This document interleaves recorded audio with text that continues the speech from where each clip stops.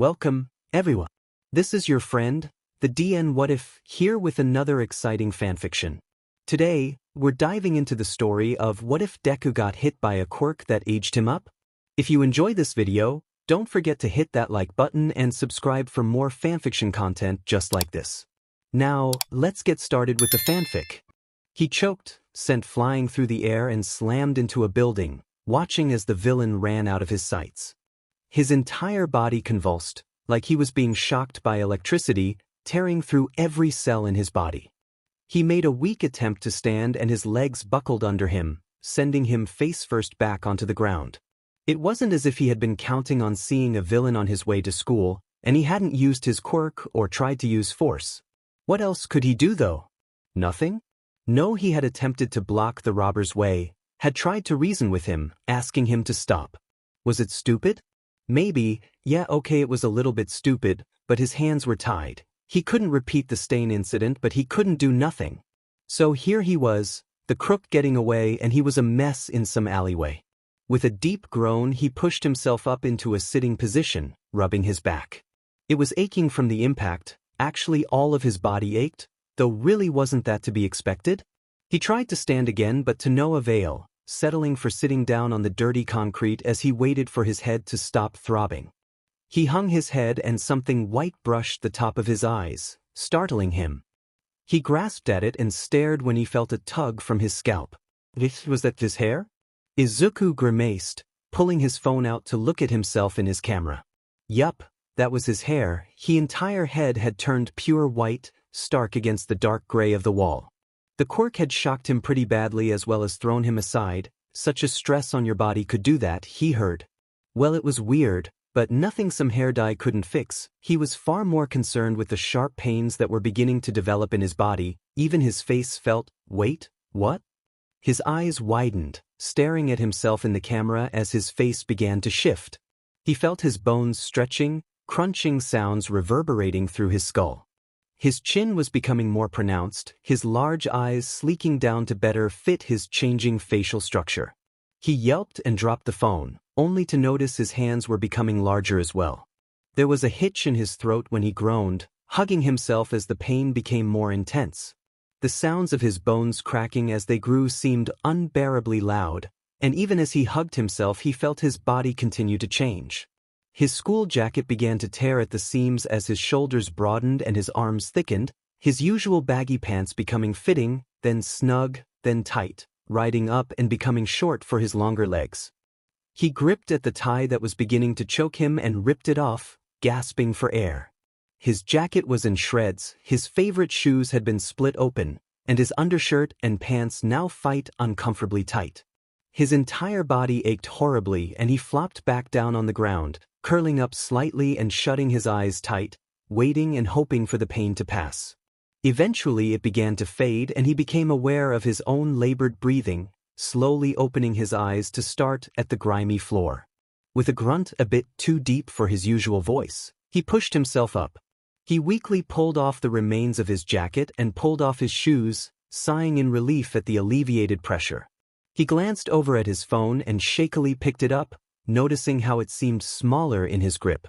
The camera was still on and he stared at himself, still breathing hard. The man staring back looked familiar, but only a face he had seen in some old pictures his mother had. The man he couldn't remember ever meeting, his father, was nearly identical to the image he had looking back at him now. He covered his mouth, shutting the phone off. What had happened to him? Was it that crook's quirk? It had to be, but why do this to him? No, wait, this probably wasn't the result the robber wanted. The end results weren't what they cared about, they cared only that it managed to both get him out of the way and incapacitate him long enough to escape. What was he going to do? Maybe it would wear off? In the meantime, no, okay, think rationally. First off, he should head home and explain the situation to his mom, maybe see if she had any of his father's old clothes he could wear. Then he'd try to get a hold of All Might and tell Nizu and any other faculty that might be able to help him. Luckily, he wasn't too far from home. He looked awkward, but if he hurried he would only get a few weird looks. Shakily he got to his feet, scooping up the remains of his clothes and stuffing them into his backpack. Without thinking more into it, he rushed home, ignoring the strange looks. He made it home in pretty good time, thought it felt like way too long. In his haste he opened the door without pausing to think his actions through. He rushed in and immediately ran into his mother, whom stared at him as if a two-headed giraffe had just moseyed into the apartment.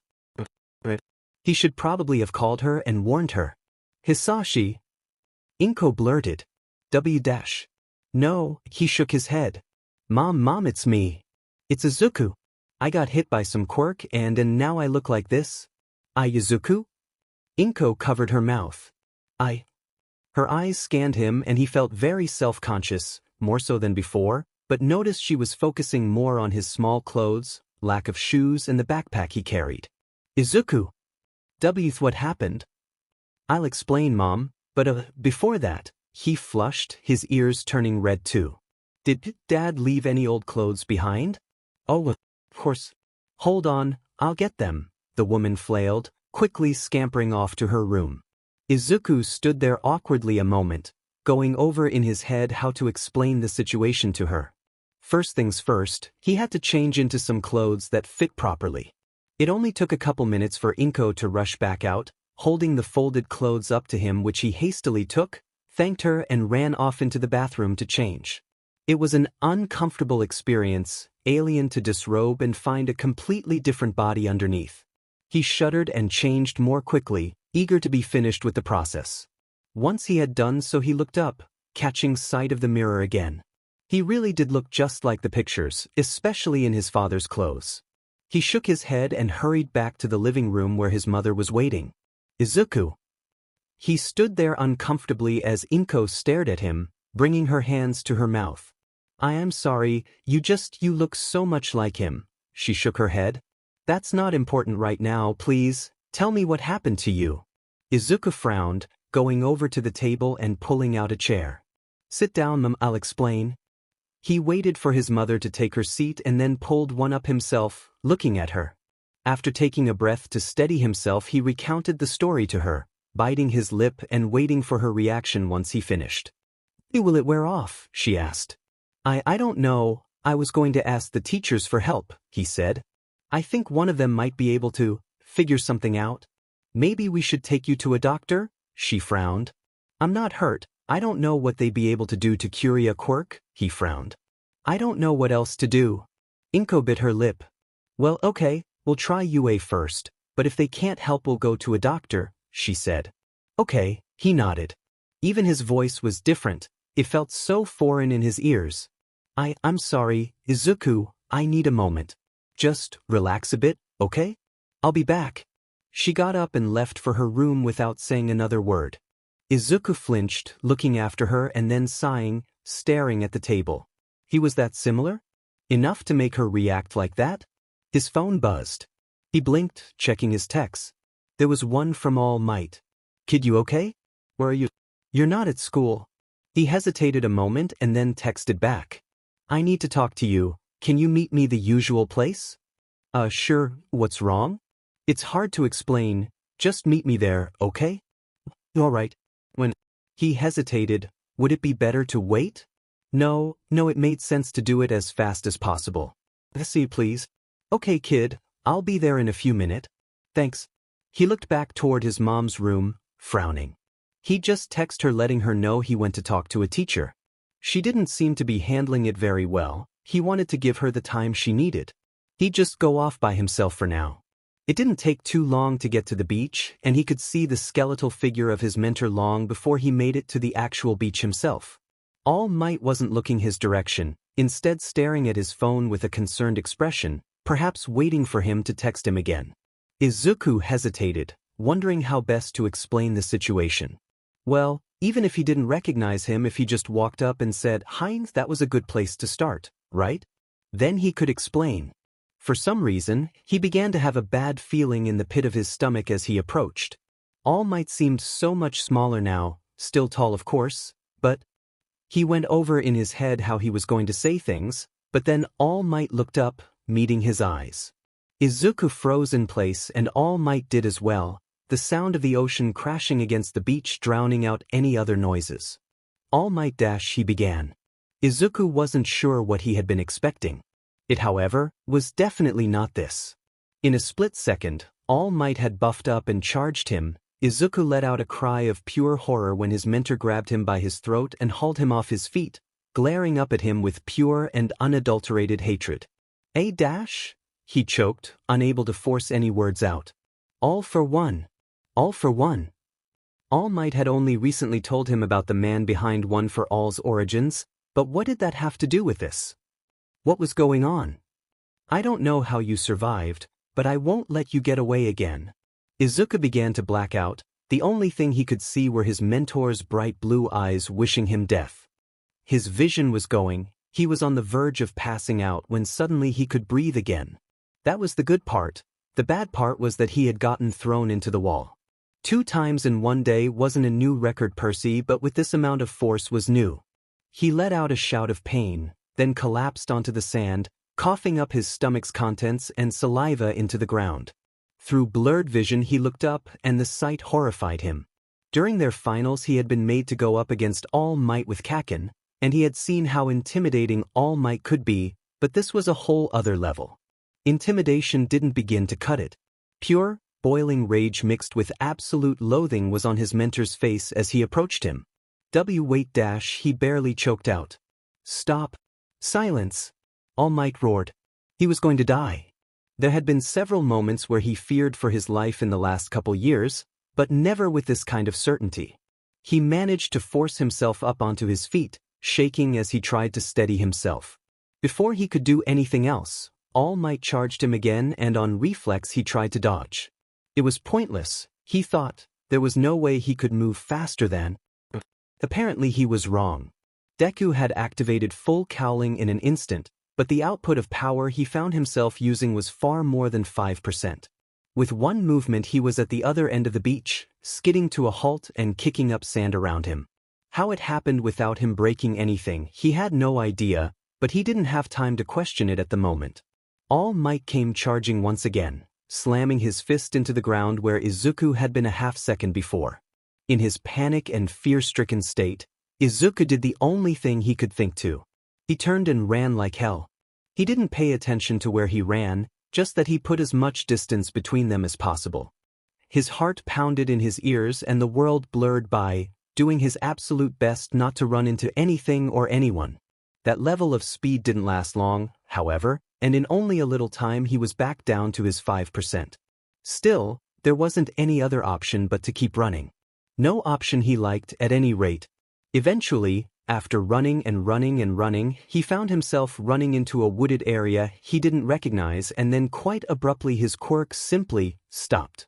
The power and adrenaline fueling him had reached some kind of limit, and the resulting momentum sent him slamming into several trees, rolling through quite a few more before he finally skid to a halt. Izuku panted, gagging as he attempted to catch his breath.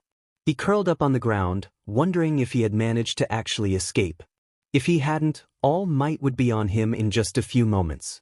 So he curled up and waited, and it never came. As he managed to calm, he sat up, looking around. The trees were dense. He wasn't sure where he was exactly, but it seemed he had lost him? Lost All Might? How was that possible? Unless, his limit? Had he hit his limit for the day? That had to be it.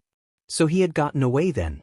He flopped back down onto the ground, staring up at the sky. Okay, so he was safe, but what the heck had all that been? All Might had called him All for One, the villain he had told him about shortly before finals, the villain One for All had stemmed from. Why would All Might mistake him for someone like that? Did he look like him? That didn't make sense. He looked like his dad, apparently, not some archvillain. Izuku paled, sitting upright and fumbling for his phone. He had to get in contact with his mom. He had to ask her if she knew anything about this. But where was? Crap, he dropped it. It could be anywhere at this point. He didn't even know where he was or where he had been. Ribbit, you okay, mister? You look like you ate dirt pretty hard there. That voice. Azui? He turned, staring at the girl. Ribbit? Weird that you know my name, but okay? Azui, it's me. It's Midoriya, he blurted. Hey, mister, I'm gonna need you not to come closer to me, Ribbit. Please, Azui. His eyes teared up.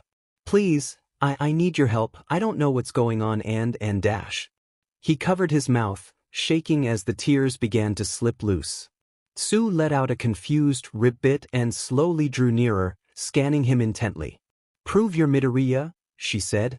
Tell me what happened at the USJ when we got separated from the class.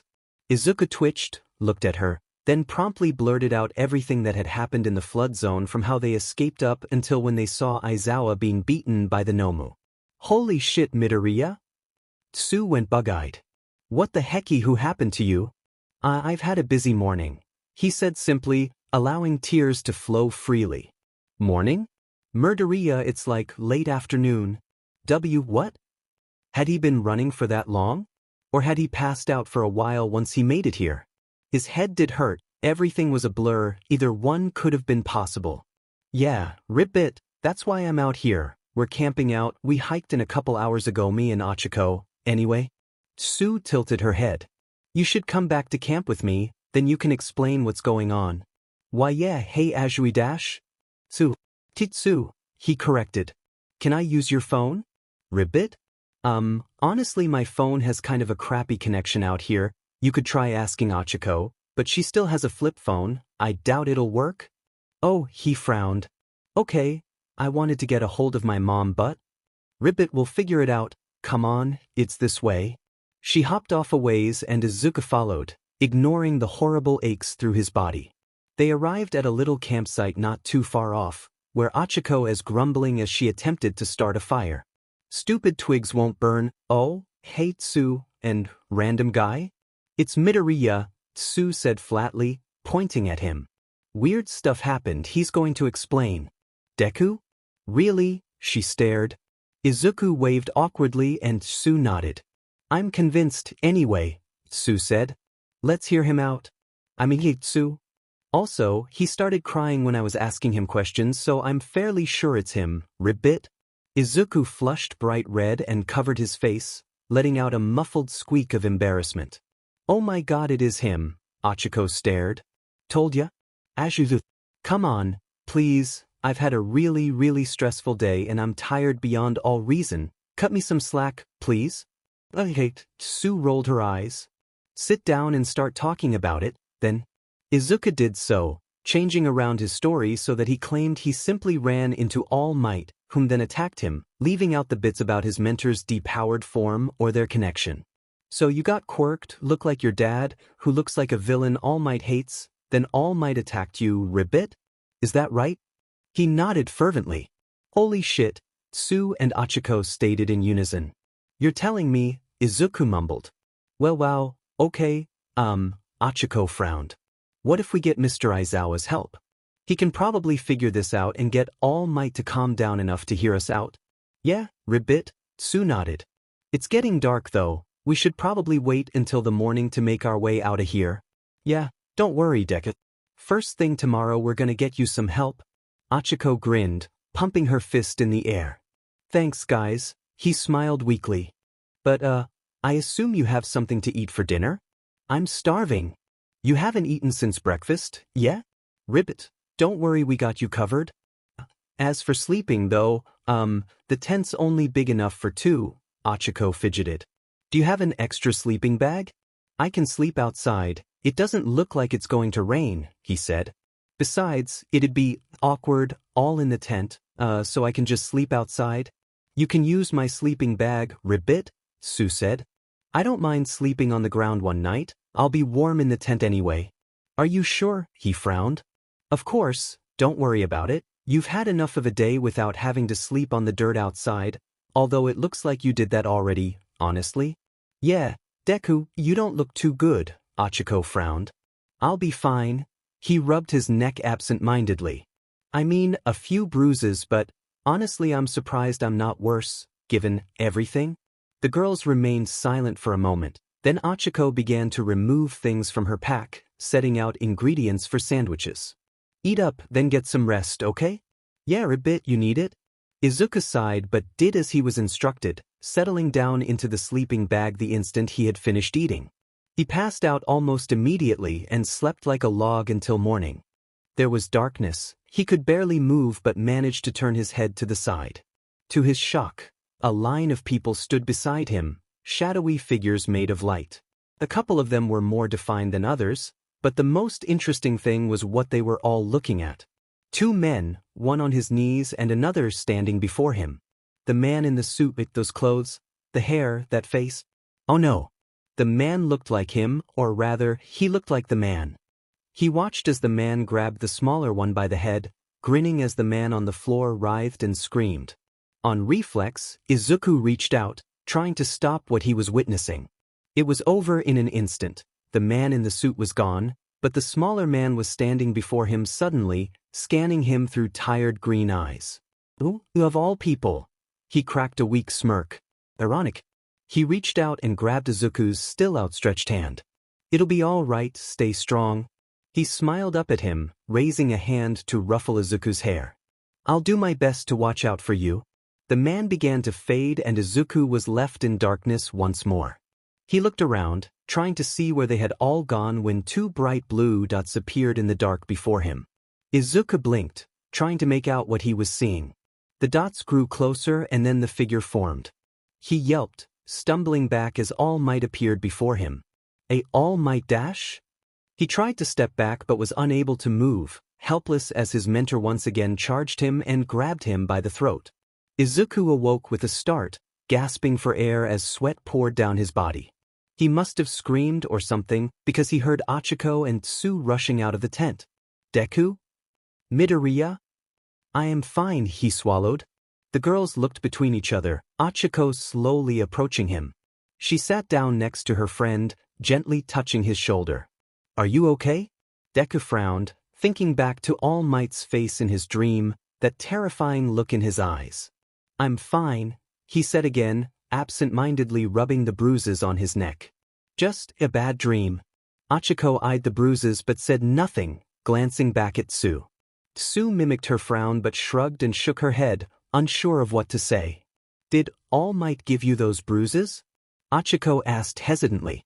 Deku winced, pulling his hand away from his neck. Yeah, I guess he really hates my dad, he finished quietly.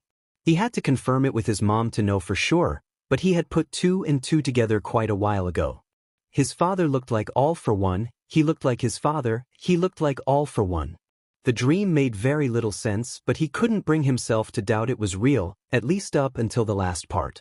That man that had talked to him, that must have been the original holder, and the way he treated him, what he said. It certainly seemed like a thing a relative would say, an uncle. He didn't want to believe it, but it was likely All for One was his. Deku? Izuku shook the thoughts away, glancing back down at Achiko. She seemed so much shorter now. Deku, let's pack up camp, she forced a small smile. We'll go find Mr. Aizawa, he's usually at school on days off anyway, it shouldn't be too hard to find him. Yeah, ribbit, Tsu concurred.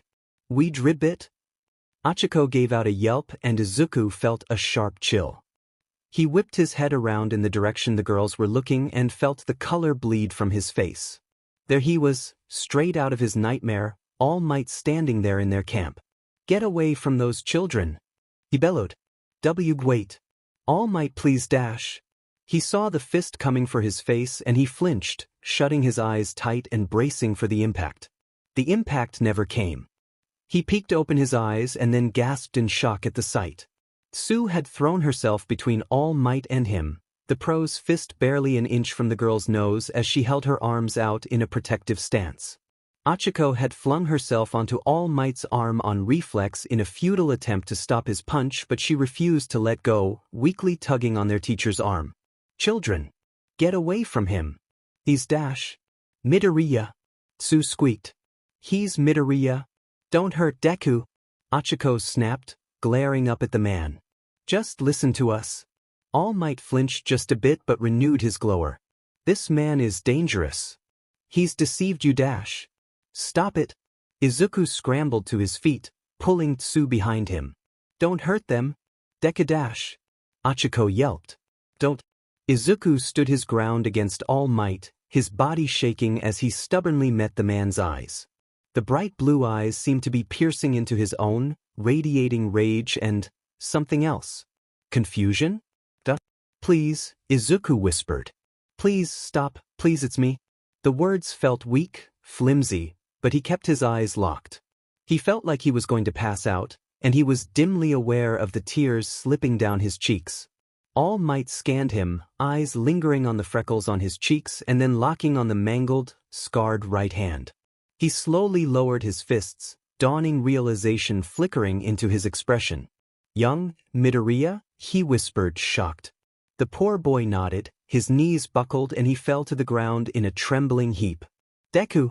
Achiko and Tsu both were at his side in an instant, attempting to console him as he wiped his eyes in a bid to stem his crying.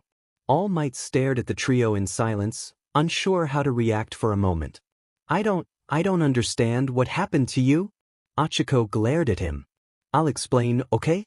Just don't hurt him again, got it?" All Might looked at her, then at the blubbering man, noting the bruises on his neck and imagining the other wounds he must have had under his clothes. All right, please explain." As the girl explained, Izuku calmed, sitting there in silence as his mentor was told of the situation. "So we get he looks like some villain you hate?" Tsu added. "But that doesn't mean it's okay what you did to him." "Of course it doesn't." Achiko glared, crossing her arms. "You need to apologize. Like right now. Look at him. He was already going through enough when you tried to kill him." All Might winced and frowned, Izuku speaking up then. It's okay," he said. "He didn't know dash." "I don't care if he didn't know," she snapped. "He needs to take responsibility. All Might? Apologize. And while you're at it, apologize for nearly killing Tsu too." "Gotta admit, that scared me half to death itself, ribbit." Tsu chuckled awkwardly. All Might looked between the three of them and lowered to his knees, bowing his head against the ground. "All Might?" Izuku paled. "You don't need to dash." "I am truly deeply sorry," the man said. "Please, forgive me, children. I shouldn't have jumped to such conclusions without understanding the situation." "That's better," Achiko muttered. "Oh wow, ribbit," Tsu added nervously. "All Might, please, get up." Izuku frowned, approaching him. The man lifted his head and Izuku flinched, pulling back at the sight of his face. All Might twitched as well, frowning and glancing aside. "Young Midoriya, I am so sorry," he said again. "I hurt you. Are you all right?" "I'm fine," he lied. "Just a bit sore, All Might was silent a moment, then rose back to his feet, looking down at him with a concerned frown. "We should tell Nizu he might be able to help with this." "That was the plan," Izuku replied, not meeting his eyes. "Mr. Nizu knows a lot about quirks, so maybe I'm just kind of being redundant, aren't I? Well, let's get going, I guess. Right?" "Wow, it got really awkward here, didn't it, ribbit?" Tsu bit her lip. "Well, he did almost kill you too," Achiko added icily. "Come on, let's pack up and get out of here." I'll go on ahead and tell them," All Might said. "What?" Achiko glared. "You do all that and then you're going to ditch us?" "Uraraka, wait. It's okay, the three of us can handle things," Izuku smiled weakly. "It's probably best if they know ahead of time anyway, in case they make the same mistake." "Ribbit? You think they know this guy too?" "I guess they would if he's such a big deal to All Might." "Whatever," Achiko huffed. "Go on." All Might glanced briefly at Izuku, who met his eyes just a second before averting them again. The pro was already running out of time for the day. He wouldn't be so quick to leave unless that was the case. Izuku understood that, and honestly he didn't feel comfortable being around him at the moment anyway. "Young Midoriya," he spoke up. "Your phone?" Izuku blinked, looking at his phone in All Might's outstretched hand. "Oh, that's where it went," he frowned. "I must have dropped it back on the beach, thanks." He reached out to take it and noticed how All Might tensed. What had that villain done to him that just looking like him had this effect on his mentor? Quickly he took the phone back and turned from his mentor, quiet. "We'll meet you at campus," he said. "Be careful." And just like that, All Might was gone. Izuku's shoulders relaxed and he was surprised he himself had been so tense. "Are you all right, Deku?" Achiko asked. "I'll be okay." He forced a little smile. "Let's get out of here." They began to pack up camp, all of them unnaturally silent. "So we almost friggin' died," Tsu said. "Yes, Sue, I was there. He chuckled awkwardly. He owes you big time for all this, Ochako huffed, glaring at the tent she was packing as if it had been the one to wrong them. I'm never going to forgive him. Uraraka, Izuku sighed. I'll stop, the girl replied. He did appreciate his friend being so defensive, but he had other things on his mind right now. All Might not wanting to kill him anymore was a relief, but it still left him a slew of other issues to think about. Mainly that his father was All Might's arch-nemesis. They got a few odd looks on the train, Izuku painfully aware of how he looked. A grown man hanging out with two high school girls. If he had looked older, maybe middle-aged, then they might have just assumed he was one of their fathers, but here they were. Most people dismissed it, luckily, and they didn't have much of a problem until they were off the train and out onto the streets. That's when some small-time pro stopped them. Excuse me, young ladies, the man pulled them aside. Are you all right? Yes, Ribbit? Sue blinked. Who's this man you're with? He's my uncle, Ochako said flatly. Why? Oh, he just doesn't seem to look like either of you dash. It's by marriage, the girl bit back an insult. Are we done here? We appreciate the concern, sir, Sue added. But we're good. Did he look that sketchy? Really? The pro left and Izuku mumbled an apology, his eyes downcast. Oh shush, you didn't do anything wrong, let's just get to campus, Ochako said. The others nodded and went on their way, Izuku hesitantly taking out his phone as they walked. He desperately wanted to talk to his mom about his dad, but it seemed like a conversation best had in private, not walking down the street. It was agonizing to have to wait, but he had dealt with a great deal of agony in the last 24 hours anyway, he could deal with a little more. Finally, they made it to UA. They barely got into the building when Aizawa and Nizu intercepted them. Aizawa scanned the three of them, seemingly annoyed more than anything, while Nizu frowned, craning his neck to look up at Izuku. Hi, Ochako waved awkwardly. All Might told you, right? He did, Aizawa stepped forward. Midoriya? Yes, Dash? This is your own fault, you do realize? The man snapped. You got involved in a situation you had no right being in, now we're all dealing with the consequences, when are you going to get your head on straight and learn your lesson? Izuku winced, lowering his head and accepting the scolding. Hey, even if that's true, that doesn't mean it's his fault someone tried to kill him. Ochako snapped. Yeah, Ribbit, aren't you being a little harsh, Mr. Aizawa? Sue frowned.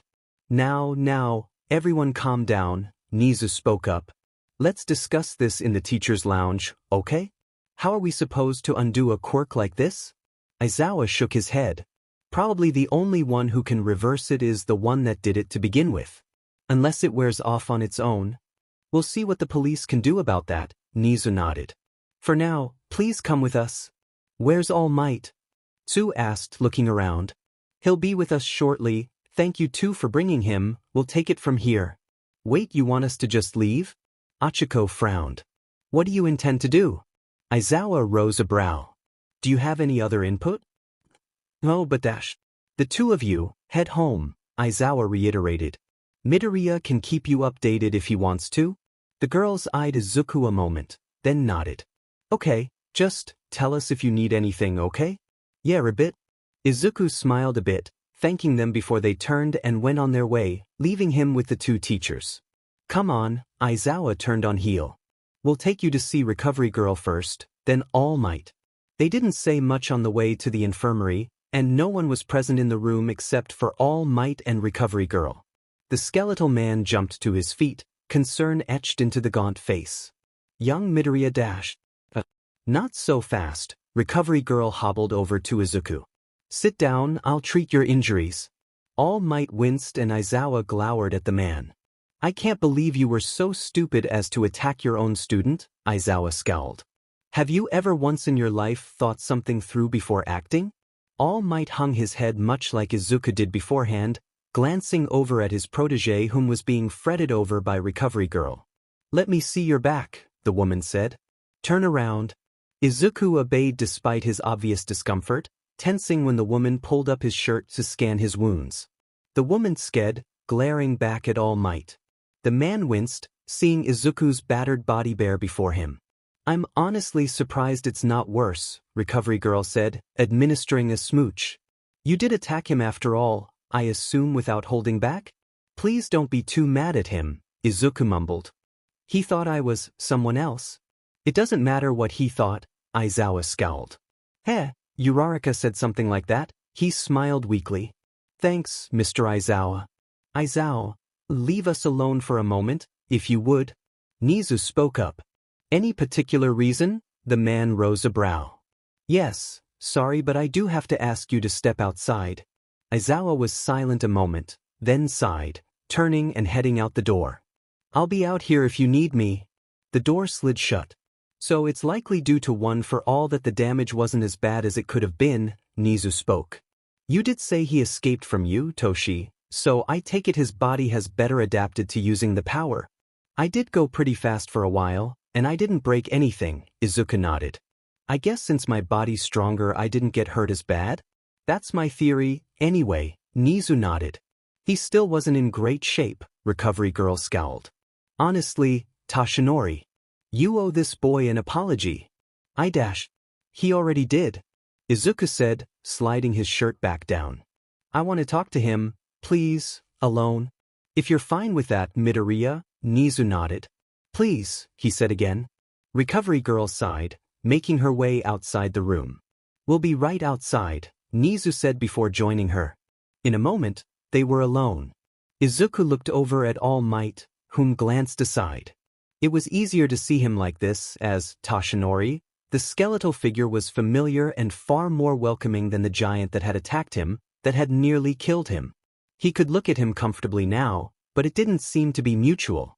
Is it really that hard to look at me? Izuku frowned. I guess, that's kind of hypocritical of me though. What dash? All Might looked back at him. Kid no dash. I look that much like him? Like all for one. The man fell silent a moment. He went to speak but Izuku cut him off. What did he do to you, All Might? He frowned. I know he's bad, but what did he do that made you act like that? Kid, that's not important dash. Yes it is, he snapped. As your successor, as his son, I think I have the right to know. We don't know if you're his dash. Of course I am. I'm not stupid, All Might. Look at me. He looks just like this, right? All Might flinched and Izuku deflated, slumping his shoulders. Okay, I guess that doesn't mean I have a right to know, but He killed my master, the previous holder, All Might said, still not looking at him. That's why I did that? Izuku frowned. I'm sorry. You have nothing to apologize for, All Might frowned. But he's my dash. You have nothing to apologize for, he said again, finally looking at him. You have nothing to do with his actions, it doesn't matter what your relationship is. All Might? He began to tear up again, wiping at his eyes with his sleeve. Everything was so overwhelming he didn't know how to process it all. He wanted to talk to All Might more, but he knew how he kept tensing, flinching back from him. It wouldn't be right to hang around him just to make himself feel better. Kid, it'll be all right, we'll figure this out. I'm gonna dye my hair green again, he mumbled. That way it won't look completely the same, that'll be easier for you, right? You're thinking of me right now, kid? All Might shook his head, baffled. I'm the last thing you need to worry about. But you know? No, listen to me, I've screwed this entire situation up. It's already a lot for you and I just made everything worse, he frowned. I need to make this up to you, I need to help you through this, not the other way around, understand? She swallowed, then nodded. I understand. Good, All Might sighed. So, tell me what can I do to help you right now? Izuku fell silent. Leave me alone, he said. Please. The man looked slightly hurt but hid it quickly, nodding as he stood up. All right, he said. Just call me if you need me. Shortly thereafter, he was alone. He sighed and pulled out his phone, searching his contacts for his mom. He needed to talk to her. She didn't give him much time to ask questions. The second she had gotten a hold of him, she hit him with a barrage of questions, mainly asking where he was, what had happened, if he was all right, that sort of thing. He managed to answer her, trying to keep the more worrisome things out of the conversation. Some things, though, he couldn't leave out. He attacked you? Mommy, it's okay, he didn't know it was me dash. Why did he attack you? What possible reason could he have to dash? Now, Izuku was usually not a very irritable or snappy person, but he had been through a lot in the last day. Dear God, it had only been a day, and he had a million different things on his mind. Because I look like Dad, he snapped. That's why. Okay. Your father? Inko said. What does your father have to do with that, Izuku? He hesitated, then took a breath to compose himself. Mom, what does Dad do? Really? What are you talking about, Izuku? He works overseas. Mom, he said again. I need you to be honest with me. Please, what do you know about him? Izuku, that's really it, Inko said, obviously troubled. But why are you bringing this up? Izuku frowned. Did she really not know? So he's not a villain, right?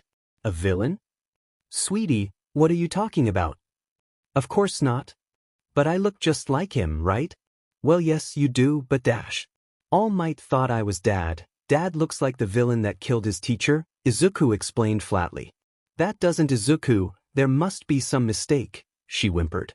I'll figure it out, I'll be home later, okay? He sighed. Just letting you know I'm okay. Inko hesitated a bit. Okay, be careful, Izuku. She paused. I love you. I love you too, Mom, Izuku smiled weakly. I'll see you later. He sighed as soon as he hung up, settling down on one of the chairs in the infirmary. It really seemed like she didn't know anything about it. Was that a good thing or a bad thing? He wasn't sure. Midoriya, he heard a knock. May we come in? Oh, sure, he called. I'm off the phone now. Nizu and the others entered, scanning him as they filed in. Okay, Midoriya, I'd like to run a few tests on you if that's all right, Nizu said. They shouldn't take too long, I just want to get an idea of what's going on with you, is that okay? Izuku nodded. If that'll help, okay, he said. Great, we'll make it quick as possible, Nizu nodded. After that, however, Aizawa stepped forward. If you get the clear, do you want to come back to class? He said bluntly. See class, he stared. Yes, class, do you want to go back to class? You're still able to attend if you want to, we understand given the situation that you might not, but the option is there. Aizawa stuffed his hands in his pockets. It's easy to explain to your classmates that you're under the effect of a quirk, really it's up to you whether or not you'd be comfortable with it. He hesitated. It'd be incredibly awkward, but Uraraka and Azui had accepted him, hadn't they? If the rest of the class knew it was him, would he be able to deal with that? He didn't want to keep missing school because of this mess, though. I don't want to keep missing school, he sighed. If Mr. Nizu says it's okay, then I'd like to go back. Aizawa nodded. We'll make preparations. In the meantime, Midoriya, please come with me, Nizu said. Right? It seemed like forever before he was home again, Inko nearly tackling him as he came through the door. Did she really not know anything, he wondered?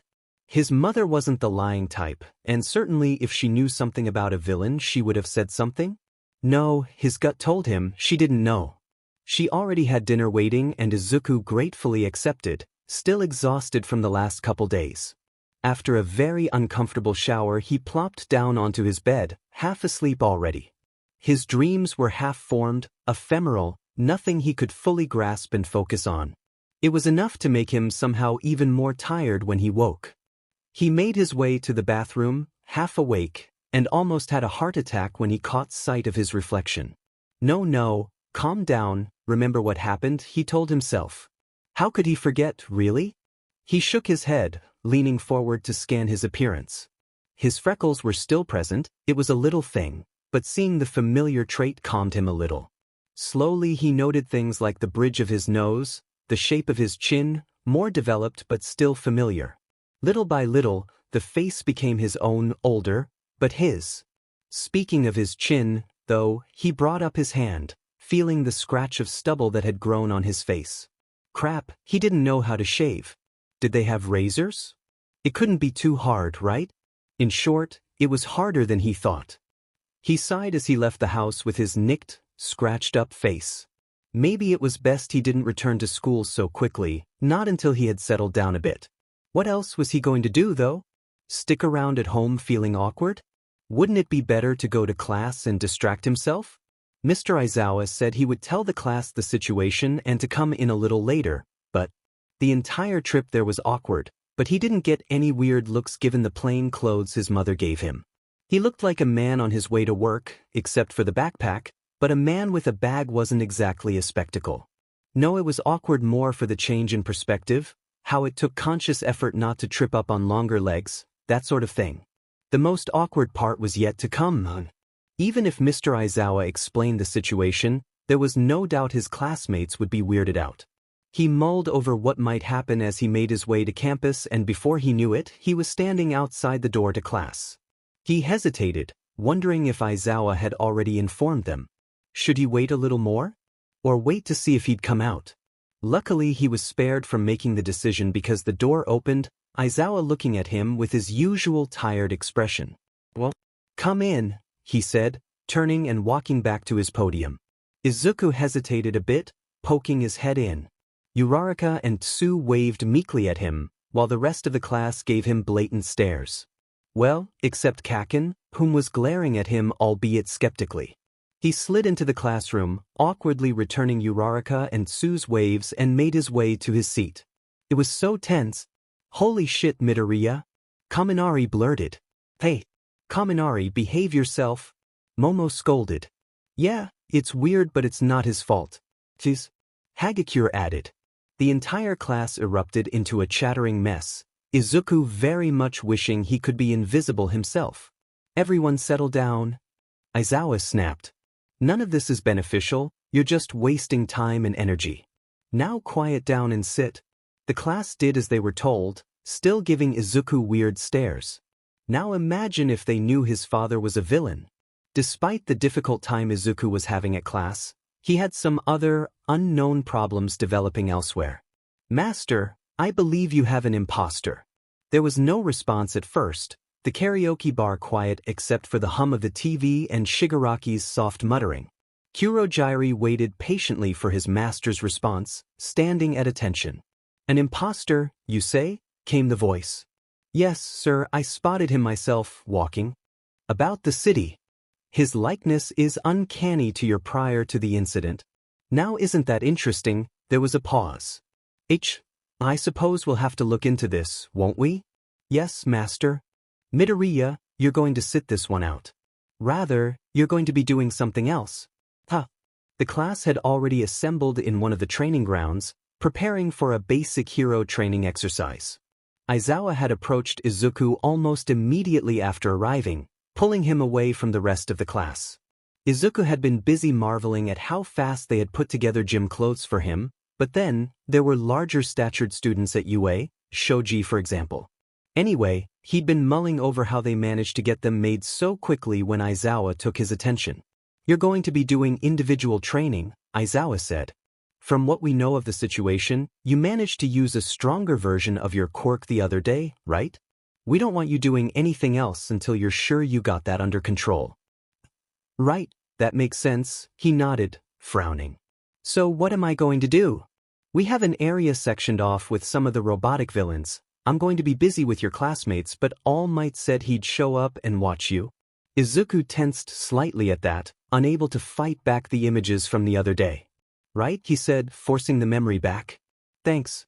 Aizawa nodded and led him off to one area of the training ground, gesturing for him to go through. Izuku did so, running into All Might midway in. To his relief, his teacher was in his true, skeletal form, so at least he didn't have to deal with looking at him like that. Sorry, I haven't had a chance to dye my hair yet," he said sheepishly. "I will today. Kid, I told you not to worry about it. If you want to then of course do it, but stop thinking about it for my sake, okay?" The man forced a small smile. "Right?" Izuku bit his lip. "Well, anyway, should I just use full cowling as I usually do?" "We'll start there," he nodded. "If you're up to it we can try increasing the percentage, but only to whatever's comfortable for you." "Maybe I'll start at 5 and then up it bit by bit," Izuku muttered. "If I do it gradually I should be able to see what my limit is like this without breaking anything." "All right, sounds good. Start low though, okay? Careful." He nodded, focusing one for all through his body. 5%. Okay, that felt normal, so maybe just a bit more, 8%? That felt fine too. On one hand, he didn't want to push it, but on the other he was curious what point he could get to before it became a problem. 10%. Still fine. 15%? 20%? 30%. Kid, are you okay? Are you taking it a bit far? Izuku panted, trembling slightly. It didn't hurt, it didn't even feel strained, that was good, right? Then why did it feel so wrong? Was it just the abrupt change? This level in his whole body, when 5% had been a limit just a few days ago. 40%? 50%? He winced. There it was, the limit. He dropped back down to 40%, breathing easier. About 40%, he mumbled. Wow, really? All Might blinked. That's a heck of a leap. But I've matured, physically, Izuku muttered. Does this mean I'll never be able to use 100%? Doubt that, it's probably more that your body isn't used to all the stress yet. All Might frowned. You did use 100% the other day when you dodged. Izuku twitched slightly but focused on that movement, on that feeling. That had been 100%? It made sense, he had tried to dodge but he had only meant to move aside a foot or two, not clear the entire beach. So he was able to do it, then? But he had some adrenaline going there, and it still hurt to push it halfway. So maybe All Might was right, just that despite his new body, it just hadn't had time to acclimate. Well, still, even if you can do 40, start lower, All Might suggested. Get a handle of it at, say, 10%, then work your way up as you get used to it. Sound good? Yeah, okay, he nodded, lowering the output. Got it? Okay then, whenever you're ready we can start. It was quite an hour. He started low, like instructed, but before he knew it he was zipping around at 40%, slamming a few of the larger robots into the buildings. He didn't work his way up to any zero-pointers, no, but everything thrown at him ended up rubble in no time flat. Izuku skid to a halt, out of breath as he looked over his handiwork. He looked back at All Might, subconsciously expecting to see pride on the man's face but instead saw concern. All Might, he frowned. A dash? Oh, it's nothing kid, just, are you sure you're okay? Using that much all of a sudden, you're not pushing yourself are you? No, I'm fine, he frowned. I guess it is a little, startling. Well, if you're feeling fine that's what matters. All Might smiled weakly, giving him a thumbs up. You adapted to it pretty quick, but you always were a fast learner.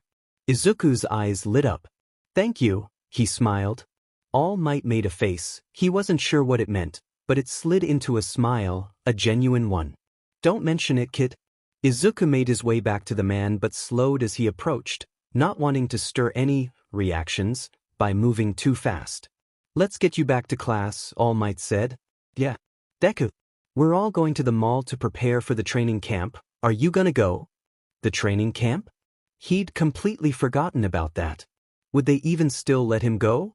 Then again, it'd be a hugely wasted opportunity if he didn't. Surely they'd get in touch with him if they found out something, right? Yeah, I should go. He nodded. There's probably stuff I need. Also I can probably pick up some hair dye. Right? Akiko chuckled a little. Miss the green, huh? Yeah. People are gonna think he's our chaperone, Kaminari laughed. Kaminari? Izuku winced at that, frowning down at his notebook. He's got a point, maybe I should just go on my own. He smiled weakly. Thanks for inviting me though dash. You know what? No, you're coming with us, Achiko huffed, hands on her hips. We're not excluding you from stuff just because some quirk went and weirded up your life. I agree, Ida nodded. It might be a bit odd but nothing we can't handle. Someone thought I was up to no good when I was with Uraraka and Azui. He cut him off, frowning. I don't want to cause problems. We'll just tell the truth, Ida retorted. You're our age and under the effect of a quirk. If all of us vouch for you then they'll accept it. Yeah, come on Deku. We're here for you.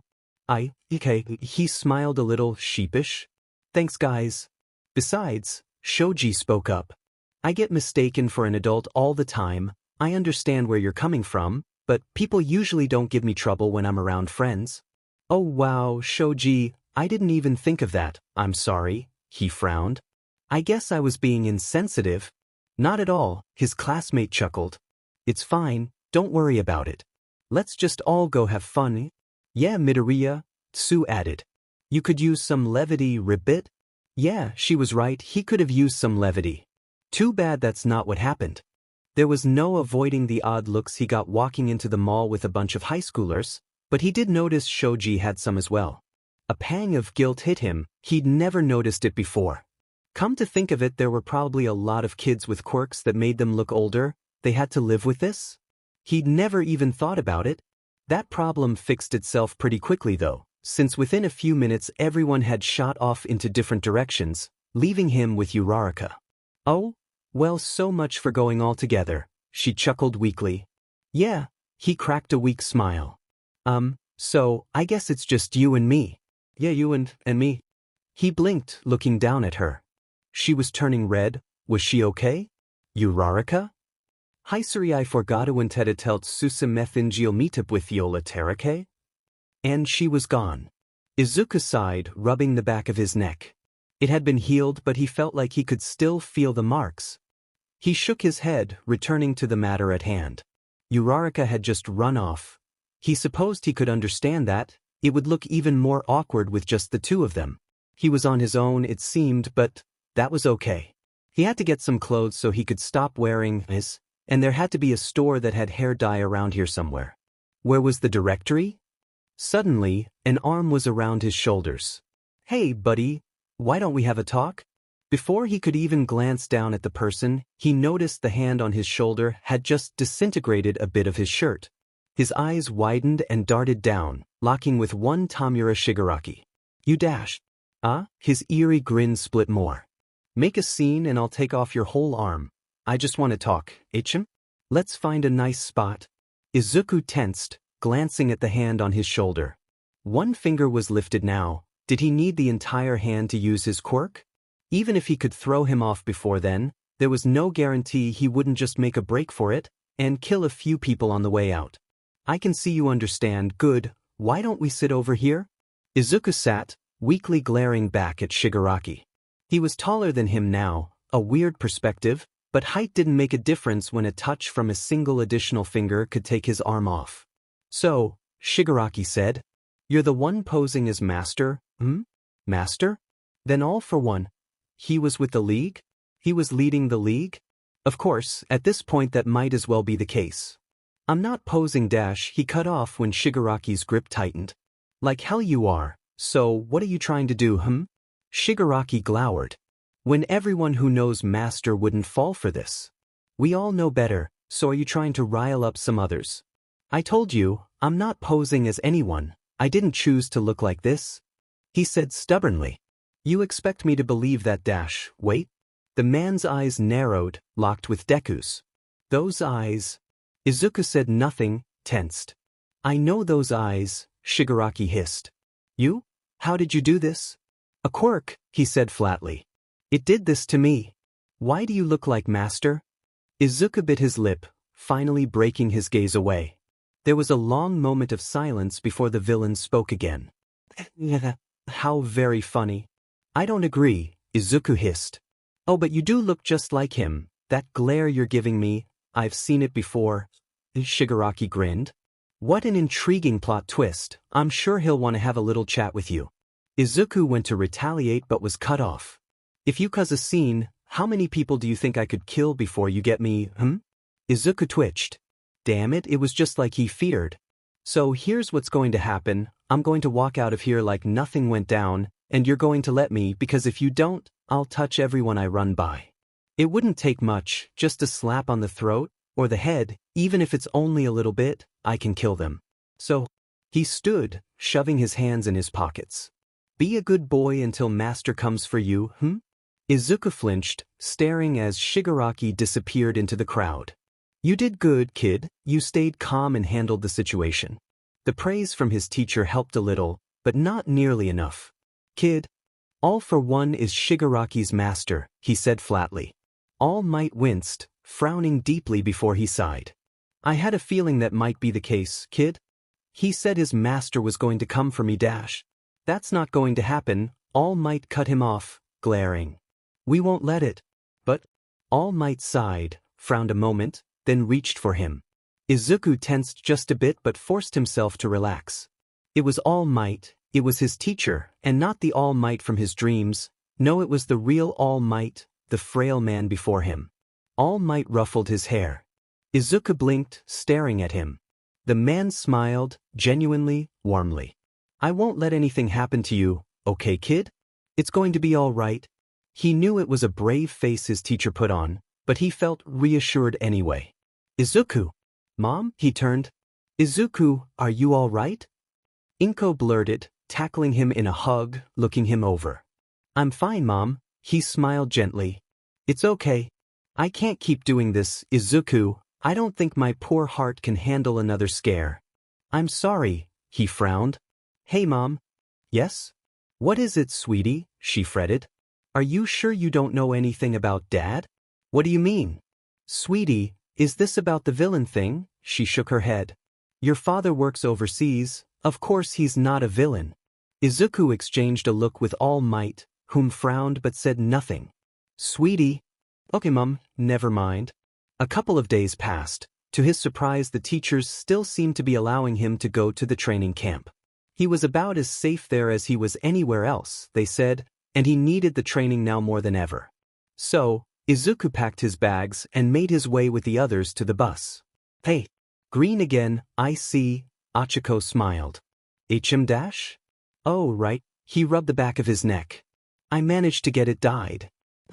Sorry for ditching you the other day, she frowned. If I hadn't left you alone, maybe dash. Don't worry about it, I'm just glad you didn't get wrapped up in it. Still, she sighed. I'm sorry. It's okay. Let's get on the bus, we're gonna make everyone late. On the bus he ended up with a window seat, settling down for the ride. He glanced outside the window and flinched, catching sight of his reflection. It looked better now that his hair was green again, but it was still disconcerting to see. Though, now that he thought about it, it's not like he really looked bad, right? No, if anything he was actually kinda handsome. If it wasn't for how everyone was reacting, he might have actually not minded it as much. Not that he wanted it to be permanent, no, but for the time being he wouldn't have had such a hard time with it. He sighed, turning away from the window and popping open one of his journals, scribbling down additional notes he had thought of since the last time he had written. He thought of that dream again, the one with the line of people, with one for all, and all for one. If they were brothers, that meant one for all was his uncle? Somehow, that made things feel a little better. Maybe he was descended from a villain, but he was also related to the first holder, who had been kind to him, at least, in the dream. It had to be more than a dream, though he wasn't stupid enough to think that. He closed his notebook, no longer able to concentrate. Oh, Eraser, you didn't tell me you were bringing another chaperone. Izuku flinched back, startled as Pixie Bob of the Wild Wild Pussycats flailed around him. He's so handsome. Is he single? What dash? Izuku blurted, turning bright red in the face. Pixie, Aizawa cut in forcefully. He's a student. The woman froze, staring at Deku, then Aizawa. Wait, like a kid student? He's 15, Pixie, Mandalay rubbed her face. Didn't you read the memo about his situation? Pixie Bob slowly turned her attention back to Izuku, who was trembling with discomfort and more embarrassed looking than anyone had a right to be. Pixie slid away from him, clearing her throat as her own face began to burn red. I see.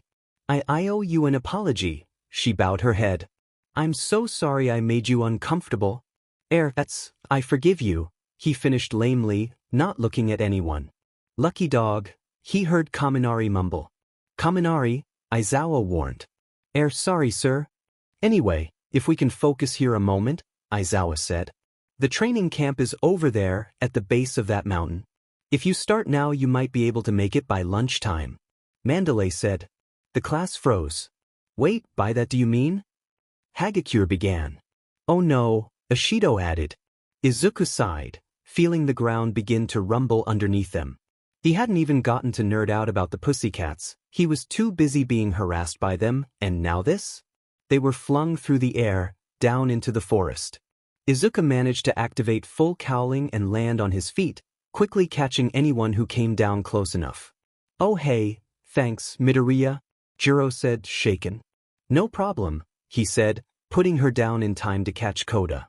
A lot of the others managed to land without any problems, like Uraraka with her gravity quirk and Siro with his tape to catch onto the cliff, propelling himself down. Soon the entire group was gathered, on their feet ready to tackle their challenge. Well, nothing to do about it but head for camp. Ida stated, always the pragmatist.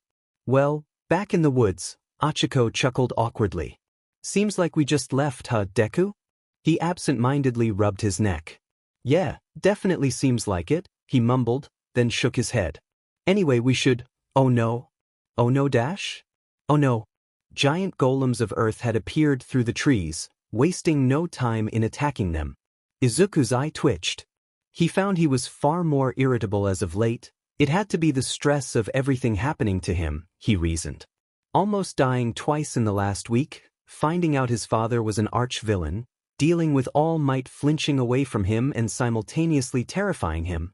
But even with all that, he couldn't help but feel like he was being a bit irrationally angry. But there'd be time to think about that later. Smash. He jumped straight to 20%, knocking the head clean off of one of the monsters, the remnants of the body thrashing around before he slammed down on the middle of it, splattering it into dirt and clay. Maybe he had gone a little overboard, but damn it felt good. He grinned a bit, turning his attention to another golem and smashing it as well. He was loath to admit it, but he kinda hoped they would keep showing up, at least until he's gotten whatever this was out of his system. It was sunset when they arrived at the camp, the majority of them worse for wear, exhausted. Izuku panted, tired, but not nearly in the state the rest of them were in. He almost felt bad about it, except for Kaken, who hadn't stopped glaring at him since the last fight they had gotten into. Whatever, let him throw his tantrum, he didn't have the strength to deal with him being petty right now. The pussycats welcomed them, congratulating them for their hard work and then told them of the meal they had prepared.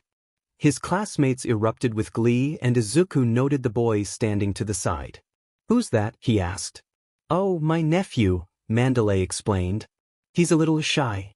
He didn't know why, but the dark look on the boy's face drew him over and he smiled, bending down and holding a hand out to him. Hey there, I'm Izuku Midoriya, what's your name? The kid slammed a foot into his shin. Izuku's eye twitched. It didn't hurt, not really, a sharp pain that quickly fleeted, but he certainly didn't appreciate the gesture. Kota, Mandalay snapped. Apologize. No, the boy shouted. I don't want to get chummy with a bunch of wannabe heroes. Kota dash, she shouted as he ran off. Oh that boy, I am so sorry. No, it's okay, he smiled weakly. Maybe I was overstepping. He frowned. Maybe his appearance had set the boy off? Well, they were rewarded with a nice hot meal, which they all were grateful for, and then were led to the baths. The baths? Izuku fidgeted nervously. It was already uncomfortable to shower like this in his own home, alone, but to sit and soak in a bath with a bunch of other people? Maybe he could ask if they had a normal shower he could use? Hey, Midoriya, you coming? Kirishima asked. Why don't you guys go ahead, I'll find a shower, he chuckled weakly, trying to pull back from the group. Oh come on man, you've earned a good soak? Yeah, you basically carried us all the way here. You wrecked those monsters. A nice hot soak did sound really good. Well, okay, just for a little bit, he conceded. He was uncomfortable beyond all reason at first, but once he hit the water he sighed, sinking in up to his chin, hoping the steam wouldn't mess with the dye. It had been long enough according to the instructions, but he had never dyed his hair before, so he wasn't quite sure. He closed his eyes and allowed himself to relax, clearing his mind of all the day's events. If he wasn't careful he could fall asleep here, he thought. The image of All Might charging him. His eyes snapped open and he sat up a bit, rubbing his face. Midoriya? I'm fine, he lied. Just, wait, what is Mineta doing? The minuscule degenerate had begun to climb the wall separating them from the girls. Ida had already run after him and Izuku went to interfere, but it seemed Kota had already done so. The boy had shoved Mineta off the wall. Izuku found himself uncaring of that development, but then the boy himself, for some reason, fell off the side as well. Izuku leapt out of the water and snatched the child up before he hit the ground, sighing in relief when he saw the boy was all right, merely unconscious. But hey, it was an excuse to get away. I'll take him to Mandalay, he said. Unfortunately, he doubted he had the time to get dressed fully, so the towel would have to do. His ears burned red with embarrassment, but he had to make sure the boy was really okay, so off he went. Mandalay reacted with confusion and then concern, running over to check on her nephew. Izuku recounted what had happened as the woman lay Kota down on the sofa, looking him over. "It looks like he's fine." "I'm glad," Izuku smiled. "Midoriya? Are you okay?" she frowned. "What? Where'd that dash?" "I'm fine," he said. "Why do you ask?" "We watched you out in the forest," she said. "You were venting quite a bit against Pixie's monsters. Was it that obvious? We understand you must be going through a lot. Changing like this, finding out about your father like that dash. You know," he blurted, going pale. "How? Who told you?" "Shoo," she sighed. "They didn't tell you? I'm sorry you had to find out this way then." "What did they say?" he asked. "Well, since you're connected to the League of Villains, they had to inform us," Mandalay said. "It's not your fault, but it's something any pros interacting with you have to know now." He understood, but that didn't mean he liked it. His shoulders sagged and he glanced aside, rubbing his neck. I see," he said. "Look, just, if you need anything, even if you just need to vent, ask us, okay?" She smiled gently. "We know you're just a kid with a whole mess dumped on you, regardless of how you look." He blinked, then smiled weakly. "I appreciate it," he said. "By the way, is it okay if I ask you something?" "Sure, what is it?" "Why does Kota hate heroes?" Izuku sighed, walking back down the path where he had come. After Mandalay had explained Kota's situation, he had been trying to comfort the kid in his own way. He had failed, it seemed. He had brought the boy some curry at his secret hideout and even managed to talk to him a little bit about quirks and heroes. The boy didn't seem to have any kind of positive reaction, so Izuku left him there. He made his way back to camp and gratefully back to bed. The dream again, the dream about the holders, about one for all and all for one.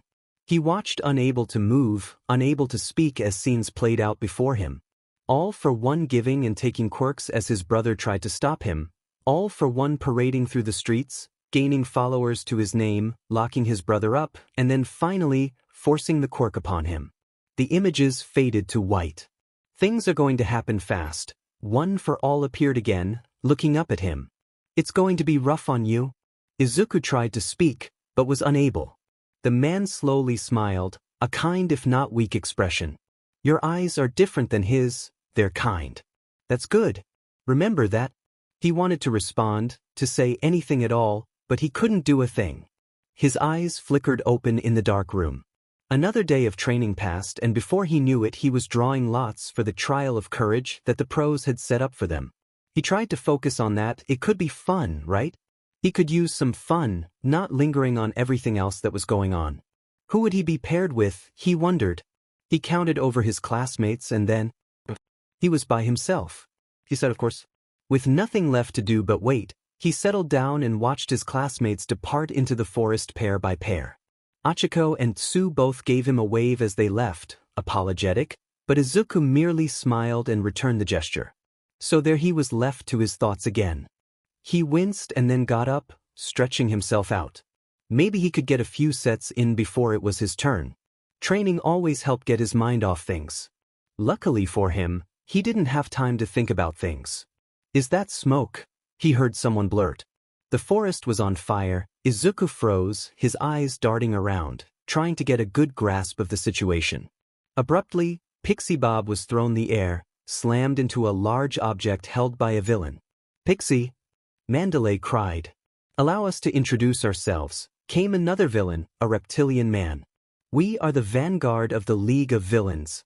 Izuku's eye twitched and he had to hold back the urge to rush the two of them and knock their heads off. What did the universe have against him having a break? No, focus, there was a situation at hand that needed dealing with. He quickly scanned the situation, trying his best to figure out what. He caught sight of Mandalay's face and instantly knew what was on her mind. Kota was somewhere off by himself. "Mandalay," he said. "I know where Kota is." The woman flinched, glancing back at him. The pair exchanged a look. That was all that was needed, and Izuku turned and ran off into the woods, back toward Kota's secret hideout. As he ran through the forest, he smelled the smoke become thicker, but luckily he seemed to be upwind of it. His thoughts raced about his classmates, but he had to focus on one task at a time. Kota was defenseless. Just a kid, he had to make sure he was safe before he went after his classmates. He would just have to trust that they would be able to handle themselves. As Izuku broke through the clearing, he saw Kota, cowering before a large man. Without thinking, Izuku dashed in, slamming his fist into the man. Then froze when the man barely flinched. "Hey, what's the big idea?" The man turned, glaring. "I feel way too..." Izuku quickly made his way between the man and Kota, taking a defensive stance. What percentage had he been using? The man seemed like he barely felt it. "I know you," the man grinned. "You're on the list.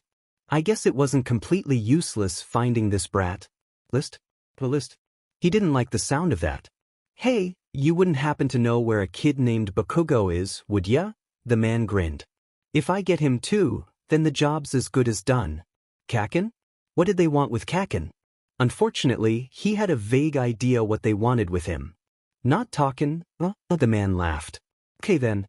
I don't mind having to beat you senseless and drag you back. Come on then." The man's muscles bulged out of his skin, grinning like the madman he was. In an instant he had crossed the space between them, and Izuku barely had time to bring up his arms to block. It was pointless, as he still got pummeled into the wall. Shit. Okay, this guy was strong. He had to up the percentage and finish this quickly to save Kota. Izuku forced a grin back, as All Might had always told him, and upped the percentage to 40%. It was about as much as he could handle before it began to hurt. He just hoped it would be enough. "Oh, that look on your face?" Muscular grinned. "I like it. Come on. Give me a good fight, huh?" Izuku charged, leaving rubble in his wake across the ground. He aimed for the man's elbow, hoping he'd be able to take advantage of the weak spot. In short, it didn't. He barely managed not to get thrown into the cliff wall again. He was getting kinda sick of getting thrown into things. Still, 40% wasn't doing it? "If you're not going to put up a real fight, I'm just gonna kill the kid. Come on, you don't want that, right?" Muscular laughed. "Show me what you really got." It seemed like he had no choice. Izuku dashed behind the man, channeling 100% into his arm and slamming it into the small of the villain's back. This time, Muscular was the one that went flying into the cliff face. Izuku gasped, feeling his bones break. Damn it. But at least it looked like that did the job. Izuku sighed, letting his arm fall limp and walking over to Kota, forcing a reassuring smile. "It's okay, Kota," he said. "I'm going to get you somewhere safe." The boy looked nothing short of terrified, but Izuku lowered down to his level, his smile growing. "Come on, let's get you out of dash." He flinched, jerking his attention back to the wall. The villain was still up. In fact, he didn't seem hurt. "Now we're talking," the man crowed. "I guess I will get a good fight out of you. Try not to die, okay? I need you alive for the boss." "What does the League want with me, huh?" he demanded. He needed to stall. He needed time to think of a plan. "Hell if I know, I just know you're supposed to be brought in alive. But hey, it's not my fault if you're too weak and you die." Muscular jeered. "I wouldn't do that," he said, quickly glancing back at Kota. "I hear your boss is a force to be reckoned with. I wouldn't want him ticked off at me, that's for sure." He saw the man hesitate just a bit. So he was right. Any villain that could possibly do those things to All Might had to be feared by anyone who knew about him. "Okay, yeah, I guess I won't kill you." He lunged, but not for Izuku. But they didn't say anything about the brat. Izuku rushed in, taking the blow for the child and getting slammed into the ground in the process. However, that hadn't saved the boy, as the shockwave from such a close hit sent the boy flying, right off the edge of the cliff. "Kota!" Izuku cried, reaching out with his unbroken hand. From his spot on the ground, there was no way he could catch the child, and there was no way he could get up fast enough. Still, he tried, scrambling to the cliffside, attempting to grasp the boy only to find he was already beyond reach. No. Kota would die. What could he do? He grunted, a sharp pain going through his body, through his arm. Something had changed. He didn't understand it, he just did it. Long black whips had sprouted from his fingertips, reaching out and grabbing the child safely. Izuku stared, unsure of what had just happened, looking down at Kota, wrapped up in the black tendrils. The boy looked just as shocked, staring up at him. Before either could process, Muscular had grabbed Izuku by the wrist and yanked him backwards, the whips retracting and dragging Kota back up with it. "Hey, you some kind of freak?" Muscular shouted, tossing Izuku aside roughly. "How many quirks you got, huh?" Izuku managed to recover from the throw, just in time to dive and catch Kota with his good arm. Quickly, he put the boy behind him, glaring up at the villain. He had no idea what that was, but he didn't have time to question it, only to act. How could he use this power? There had to be something, if he combined it with 40%. Muscular charged, Izuku threw the whips out again, wrapped around his target and then used the man's momentum to swing and throw him to the side. The villain recovered quickly and was on them again. Izuku used the whips to grab Kota, throwing him back toward the path that led away from the hideout. "Go," he shouted. "Run as fast as you can." The villain threw a punch which Izuku barely avoided, and at close range, had no other choice but to counter with a punch from his unbroken arm, which then promptly became broken. He grunted, doing his best not to scream. It was a bit of a blur after that. He remembered throwing a punch with his broken arm, getting shoved into the ground, suffocating. He remembered hoping that Kota had gotten away, remembered apologizing to his mother, to All Might, all for not being strong enough. That was when the water hit. He managed to focus, seeing Kota, trembling, standing there with his hands outstretched toward the villain. "Let him go," the boy cried. "Hey, calm down, kid. I'll kill you in a second."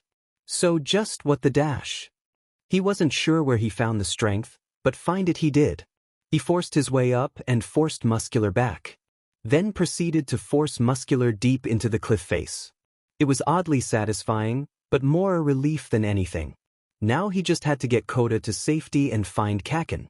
After one ordeal after another, Izuku found himself with a few of the others, surrounded by the League's vanguard. "Give Kaken and Tokoyami back," he shouted. His arms may have been screwed up, but his legs still worked, and he had Todoroki and the others with him. "Well, this is a problem," the man called Dabi said. "Kurojairi? You around?" A warp portal appeared beside Izuku, a huge arm reaching out in an attempt to grab him. He jumped back as a Nomu with multiple arms stepped through, reaching for him. It made another grab for him and Izuku slid to the side of it, slamming it with a 40% kick. Unfortunately, it only seemed to make the Nomu flinch, but there was a distinct cracking noise and a spark of electricity. Izuku had smashed something that had been attached to the Nomu's back. A tracker? Shit. One of his classmates, probably Momo, had attached a tracker to it and he'd broken it. "Look what a mess he's in," came a voice from the warp gate. "Master won't be pleased, but we have a job to do." Izuku got slammed upside the head by the Nomu, his vision swimming. The adrenaline was wearing off, he knew, as he hit the ground. His arms were too damaged, his legs would move but only if he didn't crash first. Unfortunately, he seemed to have met his limit, just staying conscious enough to watch Kaken get pulled into a gate before he himself passed out. He grimaced, his head pounding as he pried his eyes open. The room he was in had no windows and the mustiness of it made him think he was underground. Slowly he managed to look around, frowning. He was on some kind of hospital bed, and force stuck into his damaged arms, which had been bandaged up. There was an assortment of medical equipment, but he didn't know what it all was. "Oh, you're awake," came a voice. A short man stood in the open doorway, one that looked familiar but he couldn't place it. Judging by his attire, he was some kind of doctor. Good, the man approached. "You really messed up your arms, you know. If you do damage like that again, you probably won't be able to use them anymore. So, I wouldn't try it if I were you." He probably couldn't even try. His body was heavy, he was probably sedated. "You really do bear a striking likeness," the man said, scanning him. "Master's very eager to see you, I best fetch him." "Master?" He didn't like the sound of that, but couldn't say anything, his tongue felt numb. The man left him alone again and he managed to turn his head, trying to get a better understanding of his surroundings. Where was he? It wasn't a hospital, no normal hospital anyway. The whole place was chilling, unnerving. He wanted nothing more than to get up and run out of the place, but his body wouldn't respond. How did he get here? He remembered the League, the Nomu, and the Warp villain. Then Kaken, and he was knocked out. Oh no. He paled. The League had him. He realized they had him and Kaken both. Frantically he ran through his options in his head, but in his current state none of them were possible. He couldn't even speak right now. The door opened. From his place on the bed he could see the doctor enter, accompanied by a tall man in a suit. Ah, so there he is. The voice from his dreams. Oh no. The man approached, grinning down at him. Why, just look at him. Nearly a perfect likeness. What a delight. That man didn't seem to have eyes. How could he know what he looked like? He must have had some quirk that acted as his eyes. He thought, how would it work? Some kind of sonar? Well, the hair is not quite right, but we can take care of that. The man nodded to himself, as if pleased with the realization. The man lowered his hand to Izuku, whom flinched, but wasn't able to move away. He touched Izuku's face, feeling it over, and the boy made an attempt to move away with little success. And I heard about the quirks, he chuckled. How interesting. What do you want to do with him, master? The doctor asked. Well, it has been a good while since I've been with the boy. The man pulled his hand back. I suppose I can try to make up for lost time. He might be a proper heir after all. Heir? No, this had to be another nightmare. This man was all for one? This man was his father. He'll resist, master. Oh, he will, no doubt, the man smirked. But anyone can be trained properly with enough technique. Master, there are other uses. We could use him for parts, or his quirks, the doctor suggested. You could even use him as a backup? Backup? Backup for what? Well, I have no doubt he'd be compatible, the man said.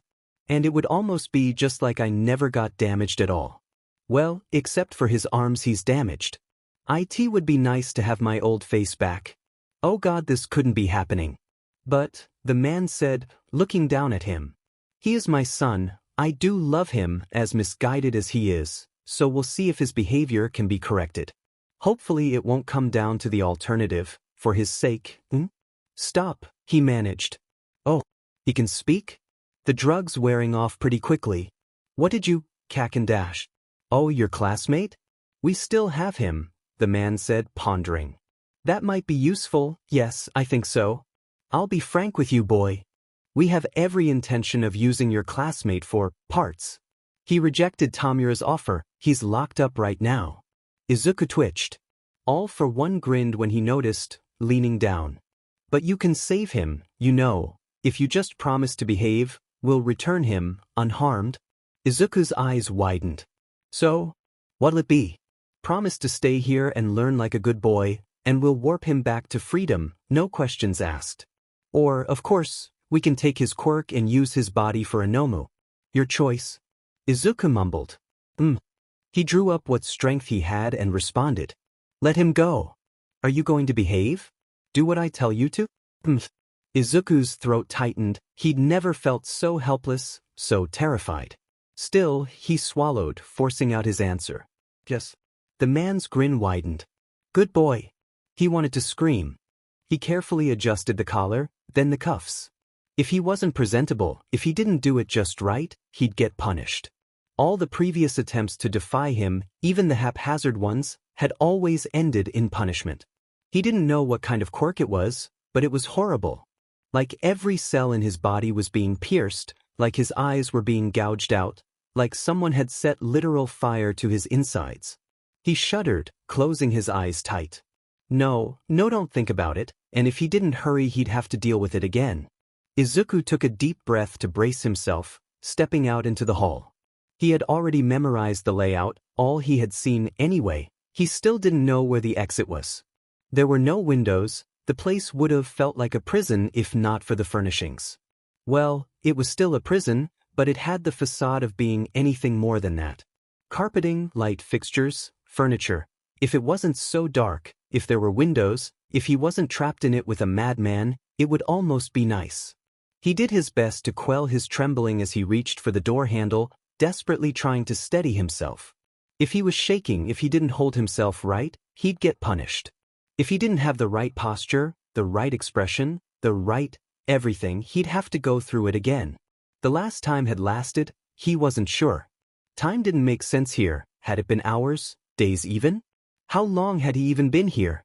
How long since he'd gotten whisked away? How long since he and Kaken had gotten snatched by the League? He was taking too long. He forced a deep breath, relaxed his shoulders, calmed his expression and entered the room. There he was, seated on his chair, grinning that same old, chilling grin. "My boy, come in. You sent for me, father?" The grin grew more at the title and Izuku did his best not to wince. The word felt like poison every time he used it, like something was digging into his core, tightening its grip a little more each time. Soon it felt like he'd never be able to dislodge it. "Come," All for One rose, beckoning him. "Come with me." He obeyed. What else could he do? He fell into step behind the man as he led him to the wall. Izuku twitched, realizing where they were going and then frantically wondering why. A full-length mirror. "I know you've seen the pictures, Izuku's heart skipped a beat and he, for just an instant, thought to turn and run. No, his fear of the man kept him in check, like the good son he was. "Well, go on," the villain grinned, urging him forward. Izuku felt his shoulders begin to tremble but did as he was asked, standing before the mirror. He wanted to cry. The shock of white hair he'd been forced to keep, the suit he'd been made to wear, the slope of his nose, the shape of his jaw, everything was like the pictures, like the dreams. All for One, behind him, placed his hands on Izuku's shoulders, holding him in place. "Look, dear boy," he chuckled in his ear, one hand lifting to stroke the boy's face. "You're me." The freckles, focus on the freckles, the difference, he told himself. The other difference, the eyes, they were too hard to look at, too hard to see the tears welling up in them. All for One grabbed Izuku's chin, lifting it up, pushing his back upright with his other hand. "Stand proudly, boy, it's an honor." "Please," he whimpered. "Stop. Do you need another lesson, boy?" He silenced, stiff. All for One moved his arms around, posing him like a doll in the mirror. "I must admit I missed my face quite a bit. It's so nice to see it again." It's not his face, Izuku told himself. It's not All for One's, it's his face, damn it, even if it looked so much like his. His face, his body, not his. "You're doing so well too." He felt the hand ruffle his hair. "I'm proud of you." A warm sensation filled him, making him lightheaded, almost giddy. He couldn't help it, he smiled, content, only vaguely aware of the smug-looking reflection that had replaced his teary one. "There we go," All for One pat his shoulder, releasing him. "Now come sit with me, it's time for dinner." The warm sensation fled and Izuku shook his head, trying to shake off the lingering effects. The torture quirk was bad, but that pleasant one was equally terrifying. He was being conditioned, he knew, negative consequences for unwanted behavior and positive for wanted. He desperately tried to resist both, but just thinking of the pain scared him witless, and the positive one was so good. No, he had to stay strong. They would come for him, he was sure, he just had to last until then.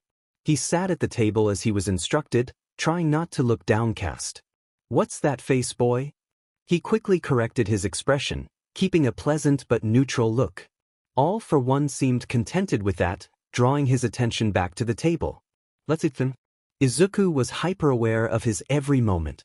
His posture, how he held the utensils, even how he breathed in between bites. Very good. The wave of pleasure washed over him again and he did his best to ignore it, focusing on his tasks. That was the more dangerous quirk, he knew, that's positive one. He continued on but thought it over in his head what he wanted to know, stealing his resolve. "May I ask something, father?" he finished. "You may." "Oh yay," Izuku thought dryly. "Where did you release Kaken?" "I believe we stated you were not to speak of anyone from before dash. You also said that I was being trained to take my proper place," Izuku interrupted, praying he wouldn't get punished for it. "And in my proper place you said I would have the right to have whatever I requested obliged." If the villain had had a brow, he was sure it would have risen. Izuku tried not to look tense, holding his stubborn gaze on his so-called father. A smirk cracked into the man's face, nodding. "Very good." The wave of warmth, no, focus. Well, since you're clearly learning what's owed to you and how to demand it, I suppose I can share that tidbit of information, he said. He was worked outside a police station, where, you needn't know. From what we know, the boy is back at UA. So Kakin was okay? At least, if he was telling the truth. Now then, let me respond with a question of my own. All for One's face fell oddly serious. How is your mother doing? Izuku scowled. The nerve. How dare he dash? A prick of pain. He quickly fixed his expression. I thought you said we weren't to speak of anyone from before, he retorted icily. Turning my words on me now, are we? The man chuckled. He expected the start of pain, instead felt his body flushed with the other quirk. Izuku bit down on his teeth, holding back a gasp. It was intense this time, more intense than usual. He couldn't help it, he smiled. But despite that, All for One's voice cut in again. I want an answer, Izuku. He twitched, wanting to frown but corrected himself before he could. She's worried, Prof. About me, about where I am, about what I've been going through. He glared stubbornly again. You're putting her through a lot. The man frowned. You've put her through a lot even before this, he continued, his body tensing. You left her, you left us, she misses you, did you know that?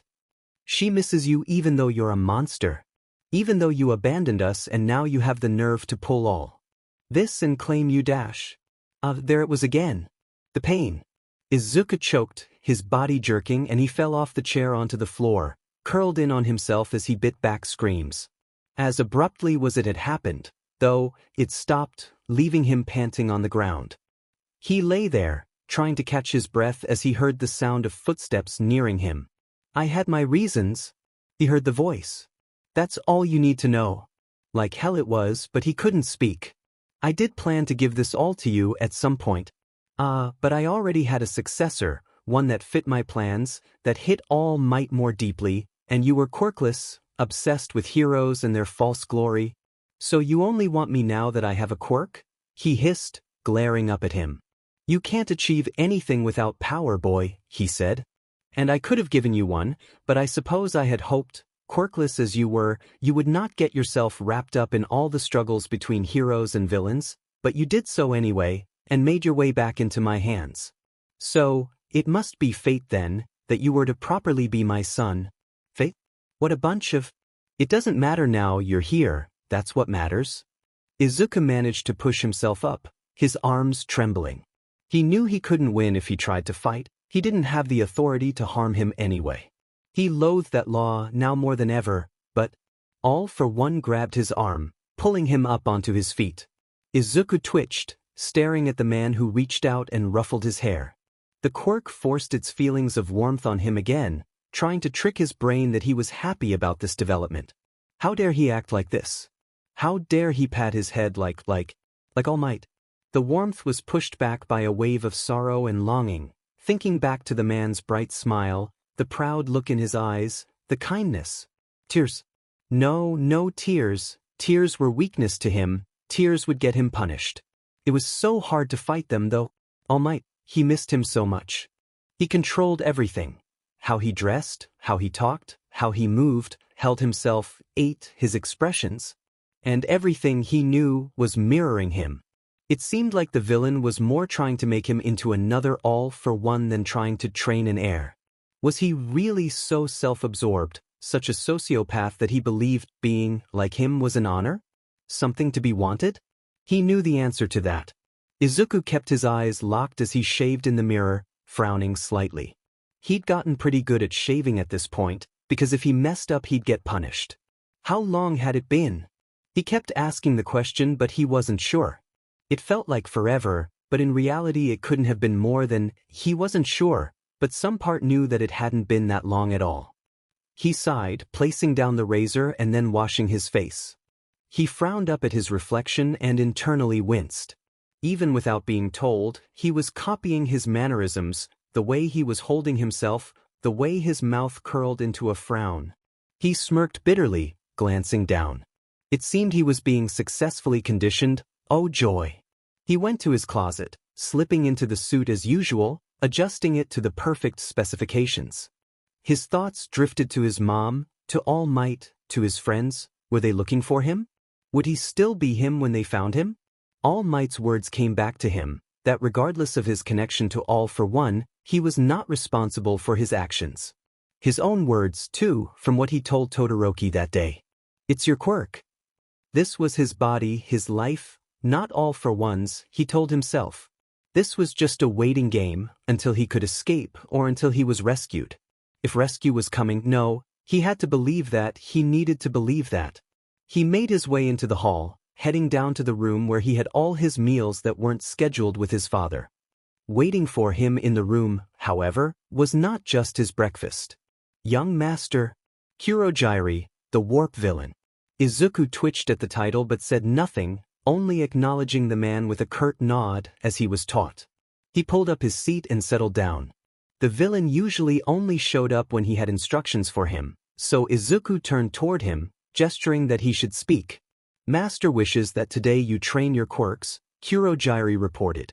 Izuku frowned, suppressing a sigh. He had been taken to that kind of training before. It hadn't been a pleasant experience, but he had finally been able to practice using the black whips. What they were and why he had them he still wasn't sure, but for all he knew it could have been inherited from All for One, on top of having one for all. The thing was, the training had basically been throwing him to a Nomu in a room and forcing him to defeat the beast before he was allowed out. Experience is the best teacher, as they all say. I see, he said. All right then. We shall leave within the hour, young master. He knew it did no good to resist. Besides, training was still training, right? If he learned to use his quirks better, he might be able to find a way to break out. It was so frustrating. Kurogyri was a warp gate, something that he could use to escape, right in front of him, but wouldn't do so. At least quirk training got him away from All for One, away from the manipulative quirks. He had put together quite a bit ago that there was a limited range, both to the torture and the happiness quirk, that could affect him. All for One had to be within 6 feet in order for it to affect him. It wasn't an exact estimate, but it had never been activated on him from any further distance, which he was sure he would have used if he could. So he found himself shortly warped into a room. It had no windows, no doors, but a space big enough to throw a Nomu or two in with him. He immediately activated full cowling, extending the whips from his fingers and wasted no time, grabbing the Nomu he saw by the neck and subsequently hurling it into the wall. He didn't know how All for One was watching, but he knew he was always watching. The Nomu shrieked, pulling its way out of the wall. Damn, he thought, the walls were thick, it hadn't made a hole for a potential escape. It wasn't as large as the one from the USJ, but it wasn't a weakling, he knew that by the dark coloration. Those ones were stronger, he'd learned. It didn't matter, he would just get this over with as soon as possible. Using the whips he yanked the Nomu forward toward him, bringing his other fist back and slamming it into the creature's face. He didn't give it time to recover, hurling it around with the whips and slamming it back into the same wall as before. Damn it, still no hole. Was he underground? In that case, he threw the Nomu up in the air just enough for him to deliver a swift kick at 40% to the beast, slamming it up into the ceiling with all the force he could muster without breaking himself. Still no hole. Gore, he grit his teeth.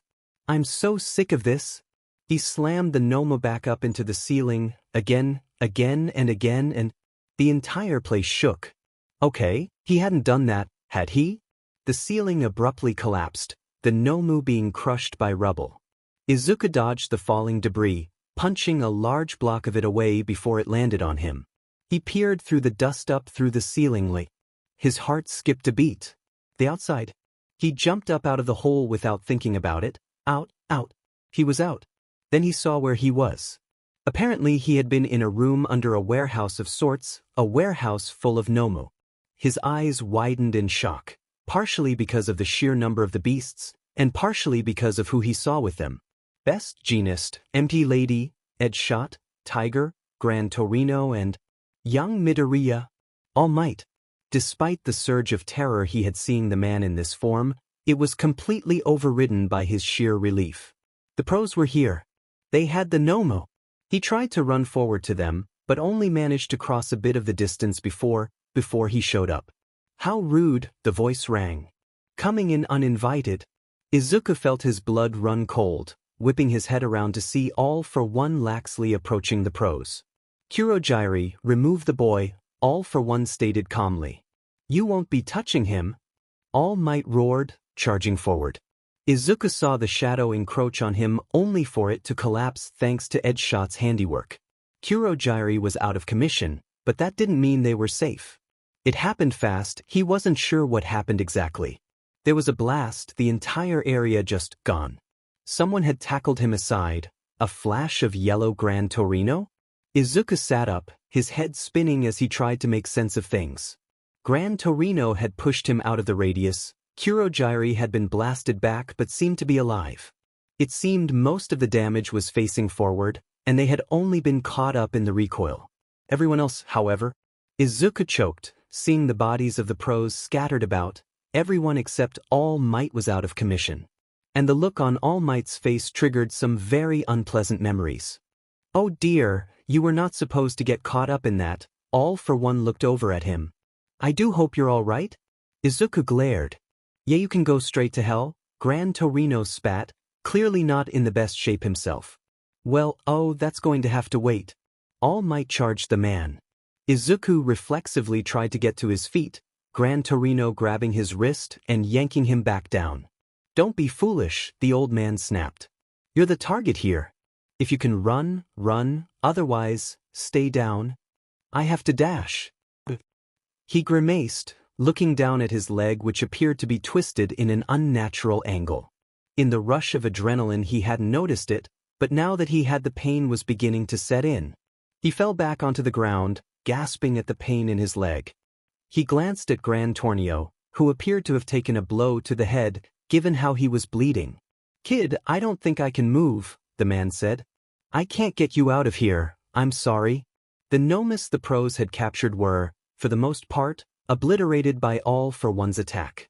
Still, a small group survived stumbling to their feet. Izuku's mind raced, trying to figure out what to do when suddenly, seemingly out of nowhere, Endeavor appeared, leaping into the midst of the horde. I've got these monsters. Endeavor shouted. You better take care of him then, All Might. That's the plan. All Might snapped back. Izuku paled, turning his attention back to All Might and All for One. The two men clashed. It was a sight to behold, and if he hadn't been in the situation, he would have frantically been taking notes. Instead, here he was, watching from the sidelines. He grit his teeth. Even if he couldn't move his legs, he could use Black Whip from here, right? He could. No, he couldn't. His fists clenched angrily. He couldn't do anything. He had already made that mistake once before. He loathed that law in that moment, racking his brain to think of anything else he could do, anything at all. He might not be able to attack All for One, but not everyone is so fast, All Might, he heard the villain say. Izuku flinched, looking where the man was gesturing his arm. A civilian was caught up in the debris. Could he reach them with the whips? No, they were stuck under the rubble. He wouldn't be able to just yank them out of harm's way. Then, of course, All Might had rushed forward, taking the hit point blank. In doing so, when the smoke cleared, Izuku paled. There he was, a tall, battered skeleton in a too-big costume, barely standing there in the wreckage. Oh, look at that. All for One gloated. There goes that facade you tried so hard to keep up. How does it feel, All Might? Knowing that the world sees you for what you are now. The world? Izuku looked up, noting the news helicopter flying above. Oh no. You don't have any of One for All left, do you? You've used up whatever sliver of it you had. Shut up, All Might glowered. I still have enough of it to beat you. Oh, do you? Well, before you defeat me, I have something I'd like to tell you. Izuku couldn't see the grin, but he knew it was there. Not only did you pass your dear Quirk onto my own son Dash, it doesn't matter what he is Dash. I took a leaf out of your own book, All Might. Tamura Shigaraki is Nana Shimura's grandson. An indescribable look flashed over the pro's face. Shock, confusion, horror, despair. I think it's only fair, don't you? You take my family, I take yours, All for One laughed. But that doesn't matter, right, All Might? Tamura is still a villain, after all, it doesn't matter what he is, right? Shut up. Izuku shouted. Young Midoriya dash. Stop messing with him. Izuku shouted. Tears began to pick at his eyes. No. No tears. Tears led to pain. No, he didn't have time to think about that. He had to do something even if it was hardly anything at all. Now boy, I thought I taught you not to interrupt? All Might. Izuku ignored him. You can do this. I know you can. All Might stared back at him, stunned. Please All Might. Everyone's depending on you. I'm depending on you. We need you.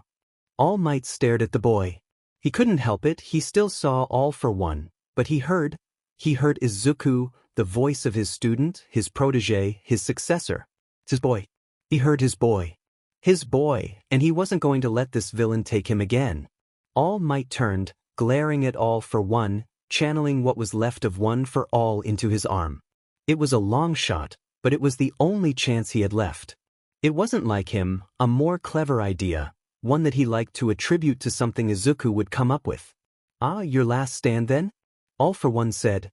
You know I still sometimes dream about you charging me, your entrails strewn across the ground. Ah, but I suppose that's something the boy and me have in common, Ichim? Nightmares about you? Izuku choked. How did he know? He knew he had nightmares still, but had he been talking in his sleep? That had to have been it, but how didn't matter right now. Don't listen to him. He cried. All Might. I still trust you. I still believe in you. The blonde sent him a look, meeting his eyes. The eyes were different too, All Might thought, the expressive, soft green eyes. He forced a smile, nodding. Don't worry Izuku, I've got this. For the first time in a while, Izuku felt like things were going to be all right. Watch closely boy. All for One shouted, his arm distorting into some monstrosity. I'll show you the true mettle of your so-called hero. It was only a minute or so, but it felt like it was in slow motion. They charged each other, fist meeting fist, and at the last second All Might switched power between arms, not once, but twice, and pummeled the villain into the ground. He looked up, meeting Izuku's eyes and then looking overhead at the helicopter. He forced one last transformation and held his fist up to the sky. Izuku felt the tears come on again, forcing aside the subconscious order in his head that he shouldn't do so. The man only held the pose a minute or two before he made his way over to them, forcing a smile. You two okay? He knelt down by them. The EMTs should be here soon, kid? Izuku flung his arms around the man, hugging him as tightly as he could without breaking the injured man. The boy sobbed into All Might's shoulder, his whole body shaking. Kid, the man hugged him with his good arm. I'm so sorry it took so long. Izuku mumbled something between sobs. All Might frowned, patting him on the back. What is it? He asked. Dad? All Might froze. What? He stammered. I missed you so much, Dad, Izuku blubbered. All Might didn't question it and settled for hugging his boy tighter. I'm going. Absolutely not. Izuku sighed, glancing to the side as his mother scolded him. You've been involved in too much ever since you enrolled. Enough. It's my fault, I know, she trembled, gripping her skirt. I was so stupid. I had no idea what Hisashi really was. I had no idea he would do something so horrible. But, she shook her head, glaring at All Might. No more. I won't allow it. I won't allow him to get in any more trouble. Mrs. Midoriya, please, All Might began. We just think it would be safer for him on campus, with his classmates, with pros around.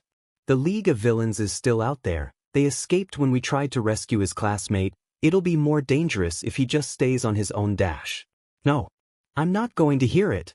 Izuku. Izuku had silently stood up from the table, walking out of the room. All Might and Inko stared after him, then glanced at each other awkwardly, unsure of what to do. All Might began to push his chair back to go after the boy when he returned, holding a piece of paper. Mom, he said calmly, rather uncharacteristically. They gave me this letter the day after I was rescued. It's from a boy at the training camp. Please read it. Inko hesitated, glancing up at him and then taking the paper, scanning it. He thanked me for saving him, Mom. Izuku smiled weakly. After all that, after those couple weeks, when I felt trapped, weak, and useless, I got this letter. A thanks from someone who I managed to save. He smiled grew, a warm, but oddly solemn expression. It made me feel like despite everything, I could still be a hero. He said. And I want to be one way or another. I still want that, Mom, I still want that more than anything. I know you're worried but I need to do this. Not just for other people but for myself, now. Because I need to know I can still help people even if I couldn't help myself. Izuku, Inko's eyes teared up. Ma'am, All Might spoke up, getting out of his seat. I need to be honest with you. All Might dash. The man stood away from the table and then bowed against the floor. Izuku twitched, staring down at him. This was the second time he'd seen All Might like this, but it was still bizarre. All Might. What are you doing? Inko flailed. Ma'am, I truly believe Izuku to be the one to surpass me, to be my successor. You're what? I promise to devote myself to him from this point on, even if it costs me my life. Izuku went to say something but his mother beat him to it, lowering down to the ground before him. If you mean that, All Might, then don't die for him, live for him, she said softly. Be there for him, to raise him, be there for him like Hisashi wasn't. All Might lifted his head a moment, looking at her. He slowly nodded and then lowered his head again. I promise. Izuku. Yes, Mom. The woman looked up at him, was silent a moment or two, then spoke. I need you to promise me something too. Promise you'll be all right? Izuku smiled. I will. Izuku walked with All Might outside the apartment, the blonde chuckling awkwardly. Your mom is really something, kid, he smiled. Really an amazing woman. I think so too, he said. All Might. Yeah, kid? What is it? It was really only a month? All Might frowned. A month too long, he sighed, glancing aside. But yes, it was. So the licensing exam hasn't happened yet? What? Well, no, but you don't have to worry about that right now, Dash. I want to take it. Kid. All Might stared at him. After all that? You don't even have to go to class for a while, everyone understands. You need time. I don't need time, Izuku said flatly, his fists clenched at his sides. I need to move on. I understand that, kid, but Dash? I don't want to be useless again, All Might. He blurted. I want to be able to fight back, to help. I don't ever want to feel like that again. Please, please understand that. Kid. Izuku felt tears prick, pushing them back. A hand was placed on his head and he flinched and nearly pulled back. He was going to but then looked up, seeing it was All Might, his gentle smile and warm eyes. He didn't pull away. I understand if that's what you want, then okay. I'll talk to Nizu and Aizawa. Thank you, he said, unable to stop a tear or two from slipping. Hey, one more thing? Sure, kid, anything, All Might said. Didn't you? He had a quirk, Izuku bit his lip. A quirk that, thought. He didn't have to touch you or do anything, but it felt like torture. Felt? He shuddered, then shook his head. Why didn't he use it on you? I mean, I'm glad he didn't, but Dash? Oh, that? All Might frowned. No, he used it on me whenever I got close enough. Izuku twitched, staring. He did. Yeah, he did. Hurt like it hurt, a lot. He sighed. He used it on me before, the last time we fought? The man glared suddenly. He used it on you? All Might asked. Well, yes, but how did you dash? He used it on you and you just kept fighting? How? I had no other choice but to fight, kid. Izuku stared at him, then his gaze lowered down to the ground. More tears slipped loose. I couldn't fight it, I tried, but it hurt so much and I couldn't, but you, am I that weak? All Might wrapped his good arm around him. No, kid, no, he said. Kid, you're one of the strongest people I know. But I dash. No buts, All Might said, hugging him tighter. You're not weak, I just have more experience. With pain, sure, but a lot of other things. I have enough experience to know, too, that you're not weak. Izuku hugged him back, carefully. He mumbled. I'm sorry, too. Sorry for what? All Might pulled back. Kid, we've been over this. No, not that, he flushed, glancing aside. I'm sorry, I just called you that without thinking about it. It must have been a bit awkward. Called me Dash? Oh, he chuckled awkwardly. No, Kid, you don't have to apologize for that. I didn't mind it. You didn't? Izuku blinked. Not at all, he smiled. I'm totally fine with you calling me that, if you want to anyway. I do, he said without thinking about it. Oh, All Might chuckled a bit, grinning. Well, okay kid, if you want. Okay, Izuku smiled, his eyes tearing up again. All Might beamed. Hey, can I ask you a favor? I told you, anything. Can we take a picture? All Might blinked. A picture? Sure. Izuku smiled, taking out his phone and standing next to his mentor. He took the picture and thanked All Might before saying their goodbyes. He packed for moving into the dorms over the next couple days, after quite a bit of shopping. He refused to wear any of All for One's old clothes and had insisted on buying new ones for himself, as well as some other necessities like hair dye, though he supposed it wasn't really necessary, but it felt like it to him. Still, as he packed, he couldn't bring himself to pack certain things. All his All Might paraphernalia remained on the walls and shelves. Anything with an image of the man, he couldn't bring himself to take. Things like his bedding, things with All Might's patterns he took, as well as some various other hero merch. Still, it felt like way less than it should have been, but that was okay, he told himself. He reached for the photo of him and his mom, gently wrapping it up to protect it, and then reached for the other photo. He smiled, looking down at the picture. All Might seemed genuinely happy. He didn't look awkward or uncomfortable at all, standing next to him, looking like that. Izuku smiled, wiped the tears from his eyes and gingerly packed the photo with his things. They'd both go on his bedstand. Izuku settled in, looking around at his new room. It felt oddly bare compared to his old one, but that was okay, he told himself. He'd get some new stuff, UA stuff maybe, and maybe when he could he'd grab some other hero merch. He glanced around, smiling gently at the photos on his bedstand. He smiled. Yeah, Dad, it felt great to call All Might that. It was like the one really. That man he'd been forced to call father was out of his life, and the man he'd chosen to call Dad was still around. The thought made him happy as he made his way down to the common area. He was a bit hungry from moving in. There had to be something in the kitchen he could make. On the way down he ran into a couple of his classmates, who greeted him. Hey Deku. Achiko waved. He responded with a curt nod. Wait, no, he shook his head. That wasn't how you're supposed to greet people. Hi. He forced a smile. Sorry about that. Tell me what's up? Nothing much. You all finished settling in, man? Kirishima asked. Yeah, he nodded. Cool. An awkward silence descended. So are you okay? He winced. Oh dude, sorry, never mind, forget I said anything, Kirishima said quickly. No, it's okay, I'm fine, he forced a smile. Thanks for checking on me. Kirishima responded with his usual grin, pumping his fist in the air. But yeah, you're probably starving, right?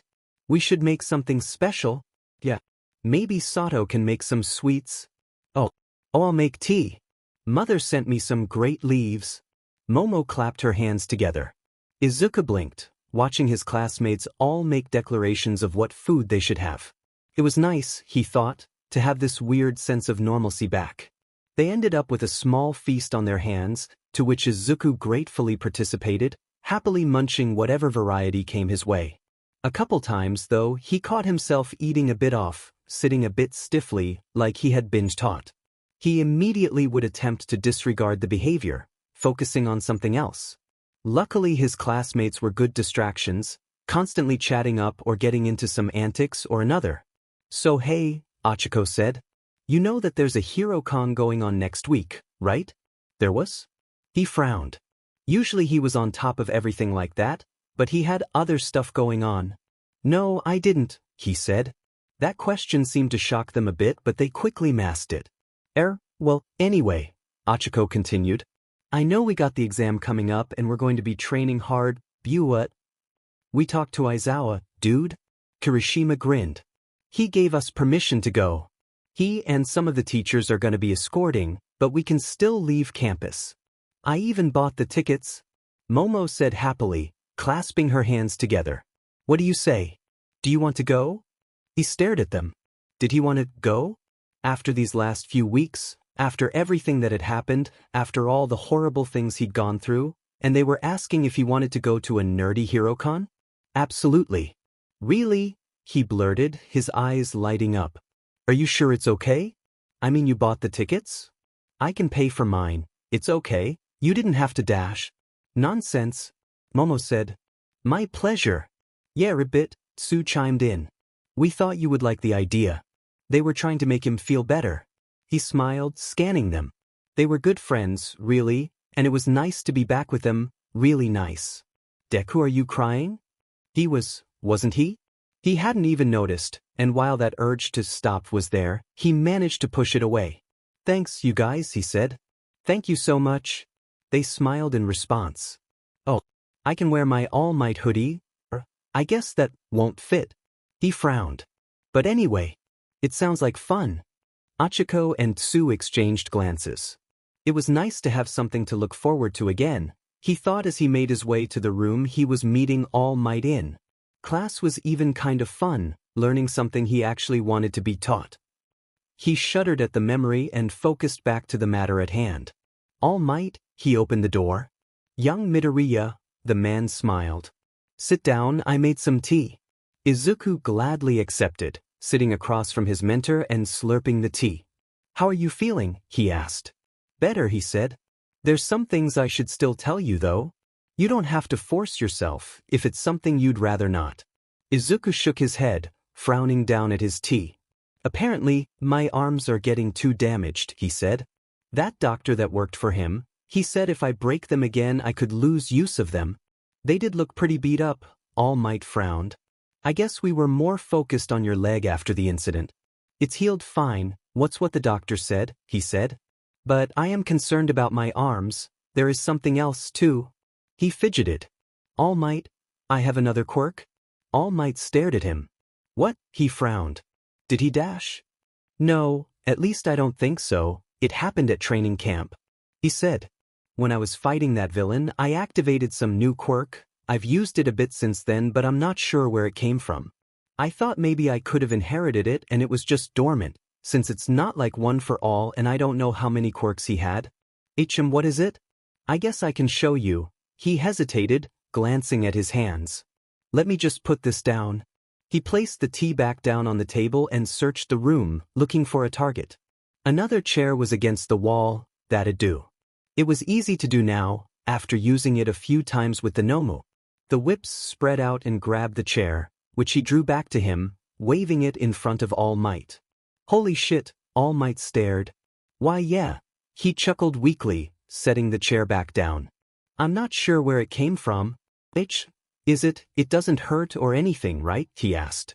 No, it doesn't, he shook his head. But I don't know where it came from, and I thought I should tell you. I guess we'll have to look into that too, he sighed. Sadly, we still haven't made any progress on catching the guy who aged you up, and Nizu hasn't found anything that could reverse it. How is it possible he'd nearly forgotten about all that? I see, he frowned. But hey, All Might gave a thumbs up. We'll stick to it, I'm sure we'll figure it out in no time. So, in the meantime I heard Aizawa was gonna let you kids go to a con. Yeah. Izuku's face lit up. Apparently they all asked him and he allowed it. Allowed it? All Might rose a brow. That's weird. Huh. Well, nothing, it's just that sounds weird to allow it when it was his idea. It was what now? He stared.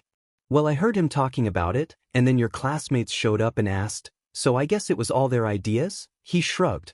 Aizawa had come to me asking what kind of things you'd like, so I figured. Mr. Aizawa? Really? Izuku smiled weakly, glancing to the side. Wow, I'll have to thank him, I guess. Well, I won't be able to come with you, but I do hope you have some fun. You deserve it. Thanks, he frowned. But, something else? How am I going to fight in close combat? I can't keep messing up my arms, and I really don't want to use the whips unless I have to. He glanced aside. I don't really want to figure out how to explain that on top of everything else. All Might pondered. Well, kid, it's not that hard to figure out. It isn't, he blinked. Yeah, think about it, if you can't use your arms, what do you use? Silence. Oh, yeah, kid, you forgot you had legs? Izuku happily made his way back to school with his classmates, feeling better than he had in what felt like forever. The con was a complete blast, and it seemed like everyone else was having fun too. He hadn't even gotten too many weird looks. In a center filled with fans of all ages he was practically ignored. It was great. "Hey, Midoriya, ribbit?" He turned to Tsu, Achiko beside her. "Well," Achiko said, "remember how you said your All Might hoodie didn't fit anymore?" "So," Tsu added. Achiko pulled out a folded hoodie from behind her back, Tsu making a ta-da motion toward it. "We got you this. Ribbit. It should fit." Achiko beamed. "Guys, that stuff isn't always cheap dash." Izuku frowned. "I mean I appreciate it but dash. We went halfsies on it, ribbit," Tsu said. "It wasn't bad. Besides, I'd been saving so I could have spending money for this." "Don't sweat it," Achiko chirped. "But then you spent it on me." "Yurika, Ashui dash. Call me Tsu." "Tsu, you didn't have to." "Hush. Ribbit." Tsu glared. "Take the thing." "Yeah, Deku, take the thing. Try it on." They all but forced it into his arms and he cracked a little smile, unfolding the hoodie and trying it on for size. It fit nicely. "Thanks, it means a lot." The girls grinned. "Oh, by the way, Ribbit," Tsu thought.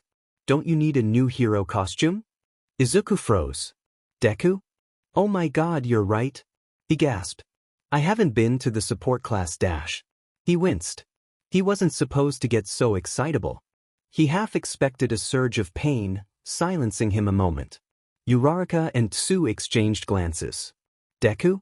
He shook his head. Like I was saying, he cleared his throat, composing himself. "I guess I'll have to see them, even though I don't want to have to explain all this, but I guess I have to. I'll need a suit for the exam. Maybe you can get it upgraded while you're at it?" Achiko said, pumping her fist in the air. "Get like a cool cape, like All Might's? That might be cool, ribbit." "Well, I mean I guess I'll see what the support course wants to do, but yeah, that might be cool." After all, he did have to speak to them about the new thing he had been working on. It was going to take a bit to transition to using his legs more, but he kind of had experience using his whole body, so maybe it wouldn't be quite so hard. So the next day he paid the support course a visit. And completely forgot about Hatsum. "Oh. Look at you," the girl exclaimed, darting around him. "I heard about the Quirk mess, but this is quite a change. We're going to have to revamp your whole getup. I have a great design in mind." He began. "You really bulked up, huh?" the girl said, grabbing his torso and feeling him up. Izuku shuddered and leapt back from her in an instant, his pulse pounding. Hatsum twitched, frowning a little at his reaction, but quickly brushed it off. "So, anyway," she said, "great design. But is there anything specific you need? Braces for your arms, maybe?" Well, that might help," he said. "But I was actually thinking of changing up my style to use my legs more." "Oh, I have just the thing then." The class was working on ultimate moves, apparently, since he'd been gone. There was still a couple weeks before the licensing exam though, so he might be able to catch up. After all, he had had his own training, technically, but using his legs was still relatively new territory. He fidgeted a bit, looking over the new costume Hatsum had designed. It wasn't too different, he supposed, except for the high leg braces and the cape. It looked kind of cool, he thought. The cape was not too different in appearance from All Might's, just white. Overall, it looked pretty good. He was a bit late to the training, but he got there pretty fast using 40%. It was a good thing that he got there so fast given that he was just in time to see the rubble hurling down toward All Might. Without missing a beat he leapt into the air, slamming the hunk of rock away with a kick. He landed and skid to a halt, sliding a good ways away before he managed to stop completely. Quickly he dashed back over to All Might. "Are you okay?" he blurted.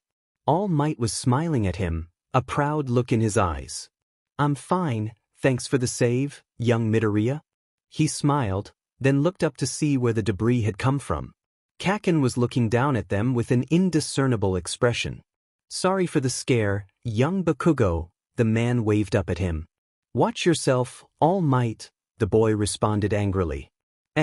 All Might rubbed the back of his neck sheepishly, then turned to Izuku. "So, new getup, huh? It suits you?" "You think so?" He fidgeted with his hands a bit. No fidgeting. Fidgeting wasn't allowed. He shook his head. I wasn't sure I could pull off the caped look. He continued. Hey, you're doing great, All Might smiled. All Might, Aizawa said, coming forward. You really shouldn't be standing around in here. Accidents can happen pretty easily, like right now. I hate to say it, but he's right, Izuku said. Maybe you should watch from a distance? All Might frowned, but nodded. All right, makes sense, I guess. Izuku frowned at the look on his mentor's face.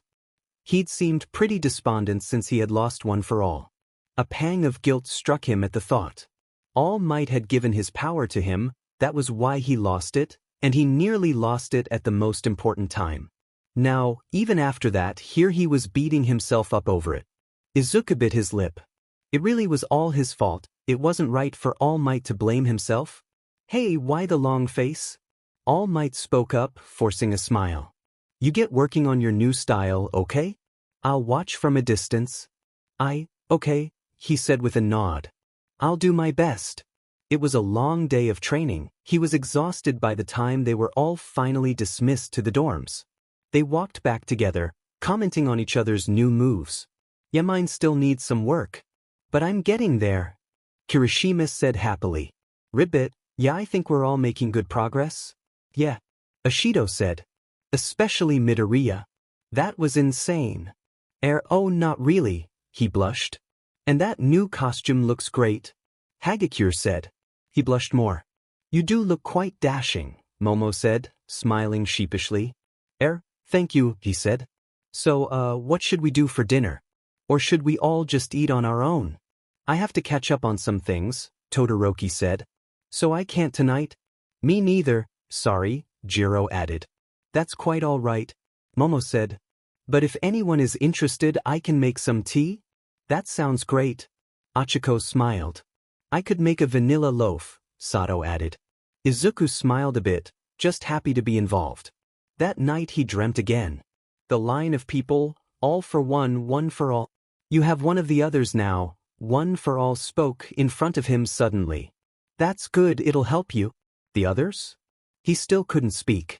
The black whips, they came from one of us, the man explained, perhaps seeing his confusion. From one of the other holders. His eyes widened. So it came from them? Not all for one? I'm sorry we couldn't do more for you, the man frowned. I hope you heal well. I know how hard it is when it has you. The man smiled up at him, tired looking. I'm proud of you for being strong and getting through it. He raised a hand, placing it on his shoulder. Think you're weak, okay? I know it's easy to get wrapped up in it and feel that way, but you're not. He smiled gently, his form beginning to fade away. You're not alone. He was getting used to weird looks by now, especially when they met the other schools. No one said anything to him directly, but he could hear them muttering as he walked by. How old do you think he is? Did he flunk out as a kid? Maybe he just has a quirk that makes him look older? Maybe this is like his millionth time taking the test? You think he was scouted or something? Like he never went to hero school as a kid and then someone vouched for him later. Then of course there were the other rumors. Isn't he that guy from All Might's fight? Yeah, I think he is. The guy that was yelling at him, right? What do you think he said? Didn't he hug him after? That's a little weird, isn't it? He's kind of scary looking though. Scary looking? He frowned. Sure, he was tall, but that didn't mean he was scary. What were they talking about? Hey, Kirishima? He asked when they were away from the other groups. Sup, man? His classmate said. Am I scary? The boy's usual smile flickered, just an instant, but it was enough. Izuku frowned, just slightly, but his mind raced. Scary? He was scary? Sure, his appearance scared him, after everything, but to other people? No, man, no, Kirishima said quickly. You know how some people their neutral face just makes them look, not scary, intimidating? That wasn't much better. You haven't been as expressive as usual, Tokoyami chimed in, coming into step with them. Stoic expressions can be off-putting. That and he walks like he owns the place now, Kaminari added. Anyone notice that? His expressions, the way he was walking, his blood chilled a bit. He hadn't realized he was still doing that. Just relax a bit, man, Kirishima said, smiling. It's okay, you know? Besides that, Tokoyami said, there's nothing wrong with holding yourself with confidence. I imagine it can be quite an admirable trait for a hero. For a hero. That made him feel a bit better, much better than what he was thinking beforehand. Besides, Hagakure piped up, apparently having been there the entire time. Stoic heroes are really popular. They're hot. Izuku blushed deep red, attempting to speak but finding he had nothing to say in response. All right, everyone, Ida spoke up. Let's all focus on getting ready for the exam and leave Midoriya alone. Izuku sent Ida a grateful look and they continued on, heading to the changing rooms. It didn't take him long to put it together. Everyone, stay in one group, he said. He expected someone to ask why, but no one did. That unnerved him and he continued talking. They know all our quirks because of the sports festival. Since they all know what we're capable of, it's likely they're all going to target us first. Midoriya's right, Ida echoed. Our best chance is to stick together. No sooner had they said it, a huge group of examinees ambushed them. A wall of the exam balls flew at them and Izuku wasted no time in slamming back with a kick, which forced a good deal of them right back at their throwers. Holy shit, he heard Ishido exclaim. He regrouped with the others, not wanting to stray too far from them. It looked like Kaken's group had left, and Todoroki too, but there was nothing he could do about that now. Their best chance was to stick together, but of course that wasn't going to happen. One of the other examinees, Shindo his name was, ran forward. He had introduced himself to his classmates earlier, basically ignoring him, but his attention seemed to be locked on him now. Okay then, old man, he mocked. Let's see how you all deal with this. Old man? He wasn't that old. Shit. He lost focus. The entire stadium began to shake, the ground jutting up and out at outrageous angles, throwing his entire class in a multitude of directions, himself included. Great, he thought, their best plan had immediately been thrown out the window. His best bet was to regroup with the others. One of the targets on his body blared, the color changing. While he had been lost in thought, a girl had appeared from nowhere, landed the target, and then flipped away. What the dash? You know, the girl purred, smiling at him. I really dig mature guys. Creepy. Where did you? It didn't matter, he took a defensive stance, glaring her down. He was already down one, and they had barely started. Fantastic. Oh, you're angry now, are you? The girl grinned. That's a good look on you. Her grin split more widely, almost unnaturally so, it was completely unnerving. He didn't like that look in her eyes, it reminded him of. His eyes narrowed, glaring death at the girl. She flinched, her grin disappearing and her eyes widening slightly. She looked just as unnerved as he felt at the moment, for a second, anyway, then her grin returned in earnest. Oh, she giggled, putting her hands on her cheeks and wiggling about. Now that's hot. That's it. He'd had enough of her. He launched forward, swiping a kick at her. He did his best to keep it at a low percentage. He didn't want to overdo it and seriously hurt her, even if she was creepy. That proved to be a mistake, as the girl evaded his attack and then, seemingly disappeared again. A cut appeared on his cheek and he quickly moved away, dodging the incoming attacks. You're faster than I thought, she mused, looking at the blood on her fingertips. Oh well. She grinned again. See you later, Izuku. She turned and ran. He started after her then stopped, frowning. That was odd, the whole thing was odd. She had appeared, took one target, scratched him and then left like nothing happened. Something about this was wrong, maybe she was trying to lead him into a trap? If that was the case it was best to ignore her and go about finding his classmates. Wait, how did she know his name? Surely she didn't recognize him from the sports festival?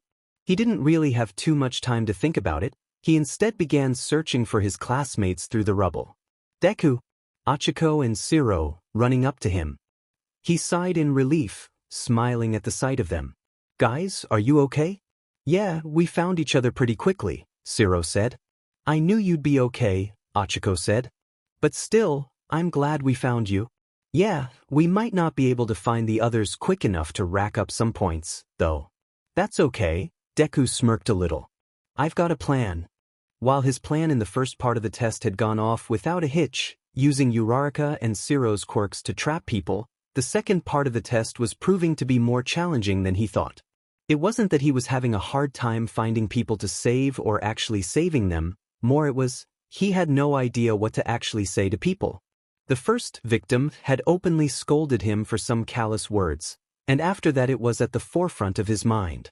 What would All Might do, he thought, how would he handle it? He knew the answer to those questions, but his insides began to squirm when he thought about copying it. The image of his hero had been tainted by those nightmares, of the man charging him with the intent to kill. No, he thought of All Might differently now, the skeletal Toshinori Yagi with the kind eyes and gentle smile, subtle, not showy. Maybe he should be more like that? The next victim he ran across he found pinned under some rubble. It was relatively easy to lift it off of them. He smiled gently, trying to channel his mentors as he reached out to them. It's all right, I'm here for you. He thought he saw a sparkle in their eyes, but he couldn't be sure. Instead he focused on getting them to the first aid station, taking care to carry them as if they really were wounded. He successfully got them to the pretend EMTs, and then zipped off to find more. It was a good ways into this process when the test threw a wrench into the whole thing. The entire place shook again, a small army pouring in through one of the entrances. A simulated villain attack? Then? Crap, they really weren't pulling any punches with the test. Okay, so defending the civilians while fighting off villains. The others were still focusing on rescue efforts, so it was best to evacuate the people at the makeshift camp while at the same time defending them. He wasn't even really aware he was doing it, but the next thing he knew he was throwing out orders. There were some people whose quirks were better suited to evac, others better at fighting. He'd watched them all during the exam and quickly came up with a plan that utilized them to the best of their abilities. True, he was a bit surprised when they listened to him so readily, but he had other things to focus on. His budding presence as a leader was lost on him, but not anyone else. Izuku went to intercept the villains, but saw the mass of ice shoot out, carpeting some of the villains. Todoroki. Great, and it looked like that wind user from Shiketsu was here too. They were both incredible. They should be able to handle them while he helped with the evac. So he turned his attention back to the victims and the EMTs, doing his best to handle the situation on that end. He'd just have to trust his classmate and the wind user to watch their backs. It didn't take long for him to realize that wasn't the best idea. He had to jump in to stop them from hurting Shindo in their little grudge match. What are you two doing? He shouted over them. Despite his scolding, he continued to work at the task at hand. The civilians were top priority. He'd come in and deal with the villains once they were out of harm's way. Luckily, it seemed like Todoroki and the wind user had decided to work together, forming a literal cyclone of fire. Izuku even stopped to gawk at it, awed by the display. That was, until Gang Orca simply dispelled it. That meant it was his turn, apparently. He upped the percentage. He zoomed in, closing the distance between himself and Gang Orca in a second. The pro threw up his arms to block the kick but still ended up thrown through the air and slammed into a pile of rubble. Oh crap. Izuku's eyes widened. He had upped the percentage thinking it would be needed against a top pro, but had he really used too much? What percent did he just use? Crap crap crap. The sound marking the end of the test blared, but Izuku dashed over anyway. Gang Orca struggled out of the rubble, Izuku quickly at his side, helping him to his feet. I am so sorry. Izuku blurted. I didn't mean to hit you that hard. I mean, I know it was a test and you were playing a villain, but I thought if I held back I wouldn't be able to make a difference, but I really didn't think it'd dash. Calm down, the pro said. I'll be fine. Oh, still, I'm sorry, Izuku flushed. Well, I have you though. Can I get your autograph? Oh my god. Izuku was giddy, nearly bouncing on his feet. It was quite a sight to see, the huge man grinning like a little child as he looked at the little plastic card in his hand. He quickly took out his phone and snapped a picture, happily sending it to All Might. His provisional license. He got it. Sure, he'd have to get the picture swapped out when he got back to normal, but he had it. Also, he had Gang Orca's autograph, so that was cool. Wow, Deku, Achiko smiled. You look so happy. Yeah man, Nice to see that grin back on ya. Kirishima grinned himself. Yeah, he really was happy. The thought even made him happy. His phone gave him a notification. From All Might? He eagerly opened the text. I'm proud of you, kid. He was over the moon. Hey, Deku. Izuku blinked, turning and looking down at the speaker. Kaken was glaring up at him. We need to talk. Sure, Kaken, what is it? It's getting kind of late. Shut up and come with me. Izuku frowned but obliged, following his classmate. They made their way out to the training grounds and Izuku became more fidgety, not liking the situation at all. Kaken, he said, we really shouldn't be out here, Dash. I'm going to cut the crap, Deku. He glared up at him.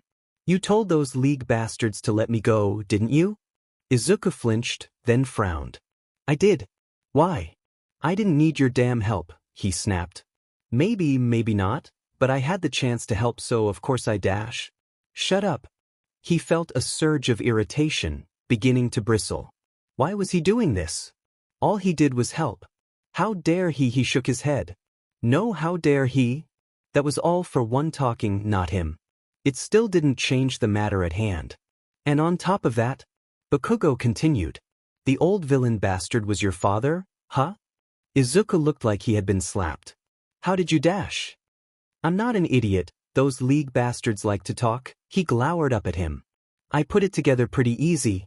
Kaken, please don't dash. Then why the hell did All Might give you his power? Izuku's eyes widened.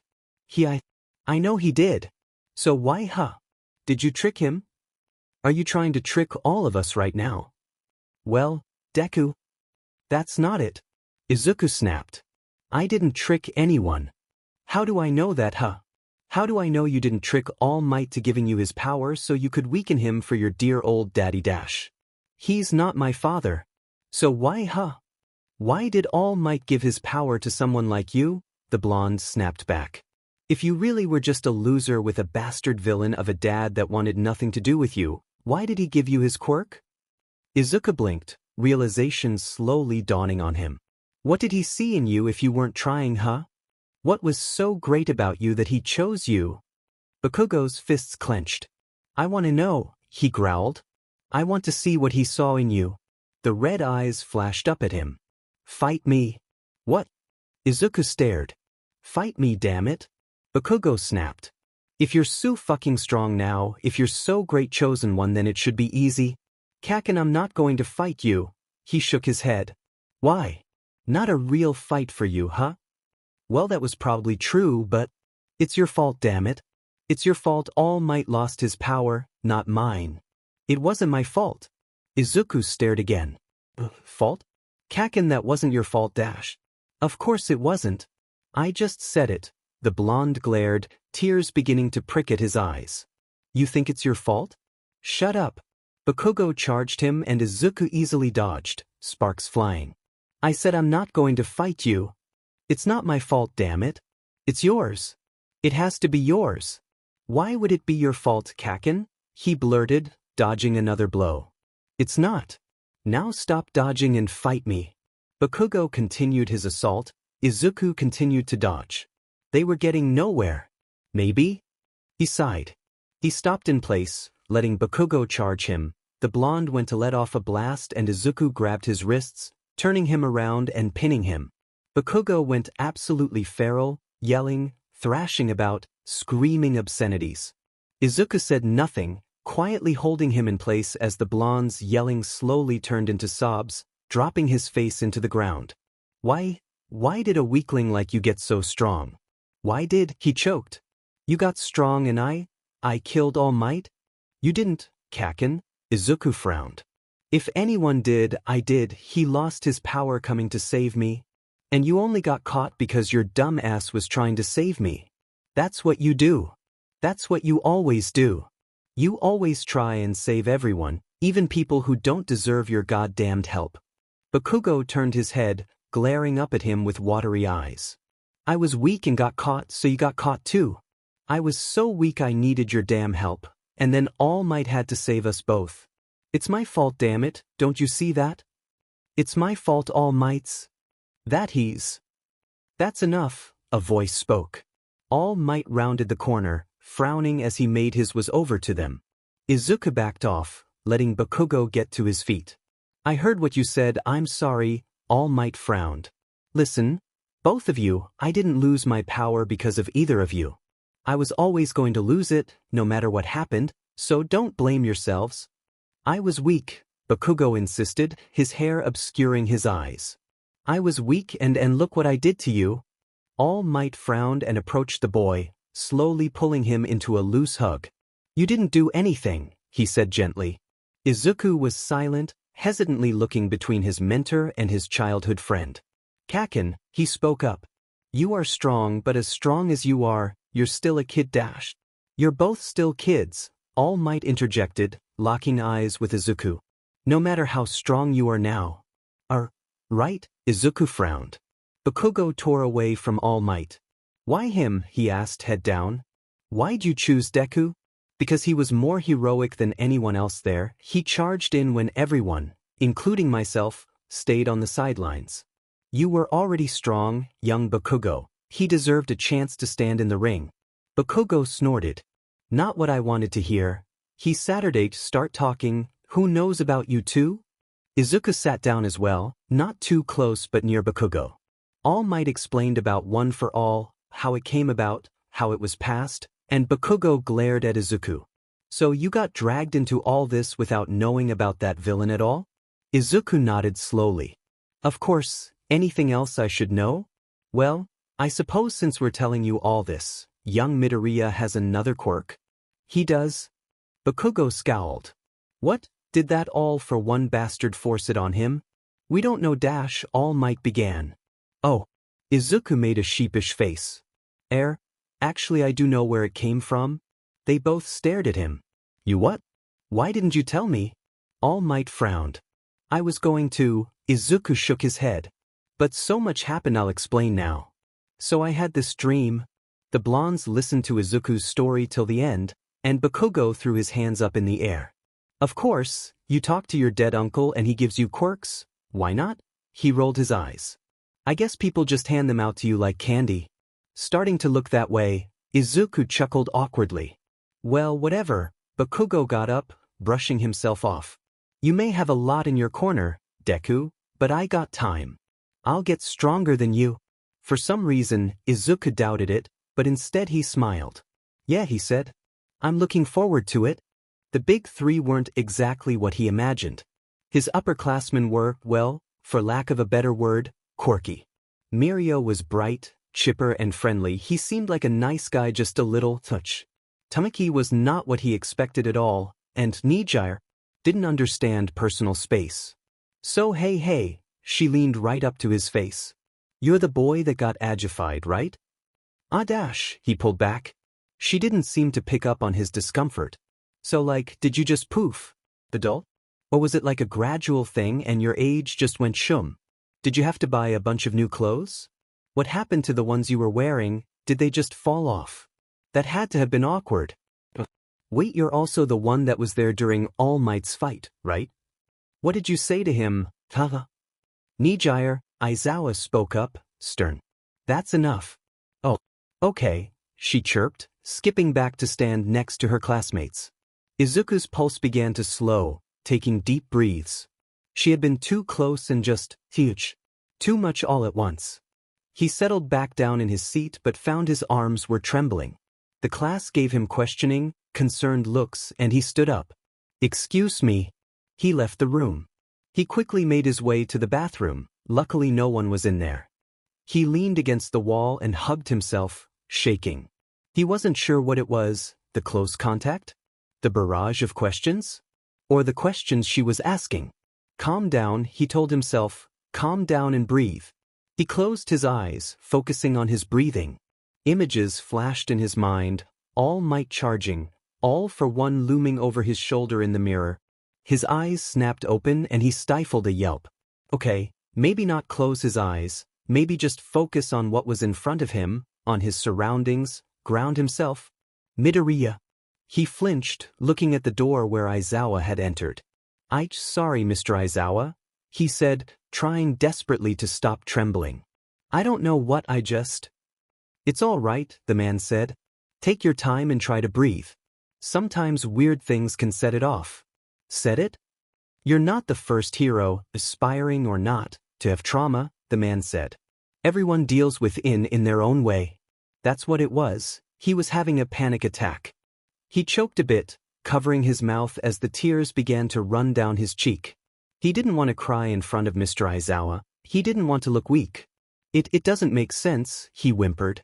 I was able to do the exam just fine. It was loud and chaotic and there was fighting, but I did it. So why is this dash? Why is something stupid like this? Why am I so dash? You're not weak, Midoriya. I'll say that right now, the man cut him off. Like I said, everyone deals with it in their own way, and sometimes it just doesn't make sense what sets it off. You just have to feel it, then let it go. Izuku shuddered, closing his eyes again, pushing back the images in his head. I'm not a professional in this kind of thing, kid, Aizawa frowned. I'm just going based off my own experience. Even so, I hope it helps. He hesitated, drawing closer, and Izuku opened his eyes, tensing up. The man raised a hand and Izuku flinched back from him. Aizawa frowned, pulling back from him. It's hard to tell if physical assurance will help or hurt in these situations, Aizawa said. Sorry if I made you uncomfortable. He swallowed. I'm sorry, but I appreciate it. Don't say sorry, Aizawa sighed. Look, just take the time you need and calm down. No, I'm fine, he gave a shaky smile. I do feel better now, thank you. Aizawa nodded. If you're sure, then come back to class. We're going to have a demonstration. A demonstration? He returned with Aizawa to class and Mirio smiled, waving at them. Hey, you doing all right? Yeah? Izuku said. Sorry about that. Hey, no worries. I'm just glad you're okay. Izuku blinked. Mirio kind of reminded him of All Might, with the sunny smile and disposition. So anyway, your class is gonna fight me, he chirped. What? Why? He stared. It's the best way to demonstrate, of course. Before they knew it, they were at one of the training buildings in their gym clothes, Mirio happily humming to himself while stretching. Izuku hesitated. Was it really okay for him to fight with the others? All of them against him? It didn't seem fair. He thought back to during the exam when he'd tossed Gang Orca aside. If he did that to a pro, what if he went too far with Mirio? Mr. Aizawa, he hesitated. Are you sure? If you're not up to it, then come watch with Todoroki and Bakugo. Why do I have to watch? Bakugo snapped. I can take him. I can take him by myself. You both failed the exam, Aizawa said curtly. I think it's best you take some time to observe and learn from your failures. Bakugo grumbled darkly, but Todoroki didn't seem to mind, waiting patiently to watch the match. Izuku thought about it a moment, then nodded. Okay, I'll do it. He'd just have to hold back a little. Maybe just 10%? Apparently, he quickly learned that was a mistake. Half the group was out in a few seconds, and the close-range people were dropping like flies. Izuku was shocked a moment but then leapt into action, throwing a kick at his upperclassman, only for it to pass right through him. Even if he could hit him, he couldn't make contact. Okay, well, if he upped the percentage and got faster, maybe he wouldn't have time to phase through? No, that wasn't all. He had to concentrate. What was the pattern in his attacks? If he kept this up then? Behind. Izuku whirled around and he saw the moment of surprise on Mirio's face. Just a moment though. Izuku charged up to 20% and hurled a kick, which also passed right through. Damn. Mirio pinned him. Wow. That was pretty cool. Mirio chirped. Whoa. Izuku threw him off, sparks flying, and in an instant had slammed Mirio in the gut. The upperclassman went pummeling toward the ground but phased through it, disappearing again. Sorry about this. Izuku heard, and abruptly took a slam to the back of his head. Izuku saw stars and hit the ground, groaning. Wow, you really did a number on me, he heard Mirio pant. Ha. Sorry, but I had no real choice after all that. You did great. Ow, Izuku whimpered. Well, anyway, I'm gonna get my clothes back on. Izuku groaned as he sat up, rubbing the back of his head. Even a high percentage didn't matter if he wasn't able to actually hit him. No, he'd managed to get a blow in, didn't he? What percentage had he used? It was rather heat of the moment, But it couldn't have been too high, right? Tagata. Nijire rushed to him. Are you okay? You got pretty hard. I'm fine. I might have to pay Recovery Girl a visit though, huh? The blonde smiled, giving her a thumbs up. Izuku slid over. Mirio blinked, looking at him. So, how does your quirk work exactly? Izuku blurted, his hands making a writing motion even though he didn't have a notebook. Oh wow, I'm flattered, Mirio smiled. But I'll answer your questions later, okay? I think I broke a rib or two. Izuku paled but Mirio merely laughed it off, smiling. I am sorry Dash. Don't be. You should probably come with me, though I think I might have given you a concussion. Yeah, he probably should then. You know, you're really good. You should come to Sir Nitai's agency for your work study. Izuku blinked, looking over at the blonde sitting on the infirmary bed that was next to him. Recovery Girl had healed their wounds and they had been about to leave when Mirio had spoken up. For my work study? Sir Nitai? He mulled. Where had he heard that name before? Sure. You'd be great. Mirio grinned. Wait, like All Might's sidekick? That Night-Eye? He blurted. Yup, that's the one. You need a place to go, right? If you haven't picked yet you should totally come. A work study with one of All Might's sidekicks? That sounded amazing. Absolutely not. Izuku flinched. What? Why not, sir? Mirio blinked. Midoriya's great. He even got a good hit on me. The tall man glowered, his eyes locked on Izuku with unbridled loathing. Izuku fidgeted, downcast but quickly corrected to his neutral expression. He had barely met the guy, why was he so hostile? Mirio, the man said. Leave the room. But why? Just do it. Mirio frowned, glanced at Izuku and smiled. Hey, don't worry about it. I'm sure you can convince him. Izuku smiled gently back as Mirio left the room. No sooner had the door closed had Night-Eye approached, glowering. You're not fit to have one for all, he said flatly. Mirio should have inherited the power. Izuku winced, frowning. You know about, wait, why Mirio? Mirio was going to inherit the quirk from All Might, but you went and got yourself involved. His eyes narrowed coldly. No one with all for one's blood has a right to that power. The boy looked like he'd been smacked. But I'm not Dash. How do I know you're not like him? Based on what others have said? I know he had you for a good while. How am I to know for sure that that wasn't by choice? How am I supposed to know that you didn't feign capturing as a trap to lure All Might to your father? He's not my father, he snapped. Why did this keep happening? It was like Kakin all over again. That's not what I see, and that's not what All Might sees either. The man glowered. You can't possibly imagine the torment he must be going through seeing your face, constantly being reminded of that fight, of when his master died. If you had a shred of decency, you'd remove yourself from him, you'd pass one for all to someone more qualified than you, someone with the right spirit and his own power. Mirio has that spark, that light All Might brought to people. You're just a bad memory he'd rather forget. The boy stared a moment, mouth agape, then slowly clenched his fists, glaring at the man. All Might said the things he did aren't my responsibility, and they're not, he said. You have no idea what you're talking about. Do you think I didn't suffer because of him? Do you think I don't know how hard it's been on All Might? You, and then you just start blaming me for being born. I didn't ask for any of this. You're really going to turn me away because of something that wasn't my choice. What kind of hero does that make you? Night-Eye locked eyes with him, just a second, then pulled a stamp out of his pocket. If you can take this seal from me, he said, I'll take you on for the work study. What? Izuku blinked, thrown off by the sudden change. You heard me, the man said. So go ahead, take it. Izuku frowned, then began channeling a bit of One for All. The man clearly wasn't going to just let him take it, and he knew what his quirk was. Foresight, he must have used it so he was going to predict his movements and dodge them, then. Well fine, it didn't matter if he could see his movements if he wasn't fast enough to dodge. Wait, if he knew that, then why was he bothering at all? No, he couldn't stand there thinking about it. He dashed forward and swiped for it, trying to keep the speed to where he could control it without overshooting it and slamming into the desk. Night Eye dodged easily and Izuku grit his teeth, bouncing off the walls in an attempt to throw off the man. In this small room he was limited to the percentage he could use.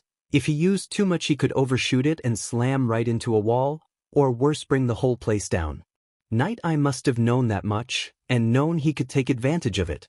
He was getting nowhere. It was so frustrating. He wanted to up the percentage but knew if he went too far or let his emotions get the better of him, of course he'd fail. Time's almost up, the man said. Don't listen, he told himself, he's just trying to make you panic and slip up. He didn't have to rely just on speed. He didn't want to have to use it, but if this man knew the secret of one for all, he'd know enough to keep this a secret too?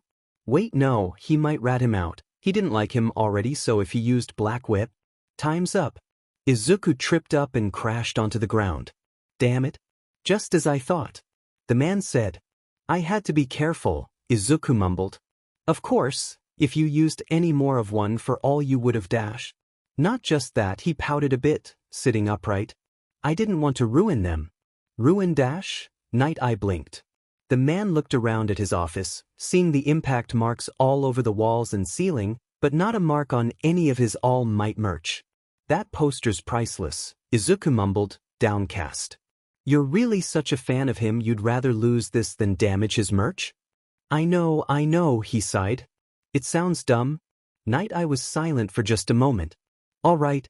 Huh. Izuku looked up at him. I said all right, Night Eye repeated. I'll take you on for the work study. You will? Izuku stared. Yes, but only so you can see for yourself and realize Mirio's better suited. So go ahead, give me the paperwork.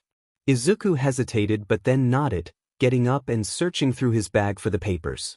He was unsure if he even really wanted this work study now, after everything Night Eye had said to him, but the opportunity to work with one of All Might's sidekicks and one of the big three was too good to miss. He handed over the papers which Night Eye began to go over, ignoring him. Izuku mulled over what had just happened, and the things the pro had said to him. He stood by what he had said in response, but there was that seed of doubt. Was he really just a bad reminder to All Might? He knew that to some extent it was true, but he also knew All Might cared about him. Right? Even though he knew that, he couldn't help but doubt. On his way out, after he said goodbye to Mirio, he pulled out his phone. The lock screen had the picture of him and All Might and he smiled weakly, looking at the beaming smile on his mentor's face. That should be reassurance enough, right? Right? He hesitated, going through his contacts and calling him up. Hey kid, he answered. Everything all right? Yeah, he said. Hey, do you really not mind it when I call you Dad? Of course not, kid, but like I said, if you're not comfortable with it you don't have to do it, I understand. No, it doesn't bother you? Not at all, he said without hesitation. In fact, well, honestly kid, it makes me happy. It does? Yeah. Izuku paused a moment, then smiled gently, his eyes beginning to water. Okay, Dad, he said quietly.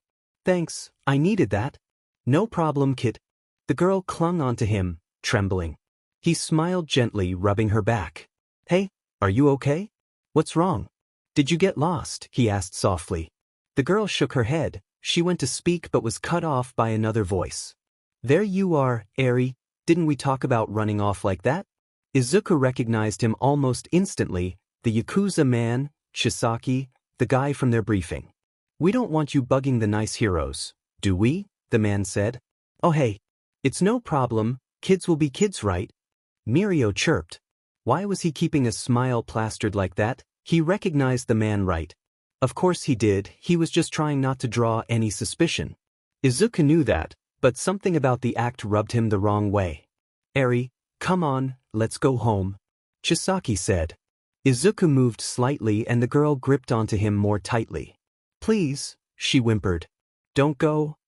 He noted the bandages on her arms and legs, the scars, the terrified look in her eyes. His own eyes widened, his throat tightened, he knew that look. The look he had in that mirror, abject terror, silently screaming for help. He drew the girl closer to him. What are you doing? He said, his voice a low hiss. Excuse me? Chisaki rose a brow. To this girl, what are you doing to this girl? He glared up at him. She's got bandages all over, she's terrified. What are you doing to her? She's my daughter, she's rather clumsy and has a bad habit of running away, the man said without missing a beat. Is that so? Izuku responded flatly. Hey, well, kids can be a handful, huh? Mirio laughed it off. We'll get out of your hair. Izuku felt a pang of rage, both at Mirio for how he was handling the situation and for the villain in front of him. Well now, this is embarrassing, Shisaki said with a shrug. All right, why don't we discuss this somewhere private, huh? The man turned and began walking down the alley. Izuku nearly snatched the girl up and dashed away right there but instead began to follow the man with Mirio beside him. They had barely gotten away from the main road when the Yakuza began to pull off a glove. Eri wriggled out of his grip, falling onto the ground with a soft thud and then ran after the man. Izuku went to pursue but Mirio grabbed his arm, shaking his head. Izuku watched the girl disappear down the alley. You made me let her go, he snapped. It had barely been a few days when Night Eye held the briefing, going over what they had found out about the villain overhaul and his plans. The pros and his classmates that had assembled sat through the meeting, told about the Quirk repressing bullets, about what they had found in them, about how Overhaul was using his daughter's body to make them. Izuku had barely been able to keep silent during the briefing and once they had exited, Mirio went to say something to him. Izuku wasn't sure what he had been going to say, he hadn't given him the chance. Midoriya Mirio began. I had her right in my arms and you made me let her go. You made me watch her leave. I know that. Mirio snapped back at him. Of course I know that. I didn't know what he was doing with her, but I had to keep to the mission. We couldn't risk, we needed him to get away so we could dash. I know why. Izuku snapped, glowering down at him. But if we hadn't dash. He began to tremble, forcing himself to take deep breaths. I had her, he choked out a sob. I had her right there. Midoriya, Aizawa spoke up. We understand how you must feel but dash. No. No you don't, he snapped, glaring at his teacher. None of you know what that feels like. None of you know what she's going through. To be some plaything for your so-called father dash. Izuku cut himself off, covering his mouth. The boy had turned frightfully pale and looked like he was going to throw up. His fellow classmates, Mirio, and Aizawa fell silent. Midoriya, maybe you shouldn't be on this mission? Aizawa said flatly. You're emotionally compromised. Oh. That's why I have to, Izuku said, his eyes downcast. I have to save her because I know what it's like. It'll do her no good if you're too emotional to be rational, Aizawa pressed. If you're going to do this, you need to have your head on straight. Do you understand? I do, Izuku nodded slowly, glancing aside. I'm sorry. Hey man, we're all kinda emotional right now, Kirishima chuckled awkwardly. Better to get it out now than later, right? Just take some time to calm down, okay? Mirio said. We'll definitely save her. Izuku nodded slowly. Yeah. He paused. I'm sorry, Mirio, I shouldn't have said all that to you. I know you feel just as bad about it. I was wrong to take it out on you. Hey, don't worry about it, Mirio smiled. We're a team, sometimes that happens, but the important part is we pull through it together, right? He really did remind him of All Might. Maybe Night Eye was right? Mirio kept a cool head and an upbeat presence. Maybe he would be better with one for all. Right, he said, ignoring the thought for then. Thanks, Mirio. Back at the dorms he lay awake on his bed, staring at the ceiling. Aizawa was right, he couldn't let his emotions control him, not if he wanted to actually help. For her sake, he had to be calm, he had to think rationally. Even so, he couldn't stop thinking about it, couldn't stop wondering what she was going through right now, what was happening to her because he hadn't just taken her right there. He sighed, sitting up and looking out the window. He liked having a window, just that little thing made it so much better than that dark, musty dungeon. She probably didn't have one, he thought. They probably didn't want to give her any other options for escape, especially now. He got up and changed into his gym clothes. There was no way he was going to be able to sleep now, so he might as well get a jog in. He made his way around campus trying to focus on the movement of his body instead of the clamor of thoughts in his head. The sun began to peek up over the horizon after a couple hours and he finally stopped, breathing hard as he looked up over the trees. Kid. He looked back the direction he had been running, where All Might, wearing a tracksuit, had just rounded the corner. All Might, he blinked. What are you doing out this early? Trying to keep healthy, the man chuckled a bit, pausing when he made it up to him. I may not be able to fight anymore, but Recovery Girl says I need to stay active. Oh, I guess that makes sense. Kid? You look troubled by something? Izuku frowned. Just having a difficult time with the work study, honestly. Oh, Night Eye's not giving you trouble, is he?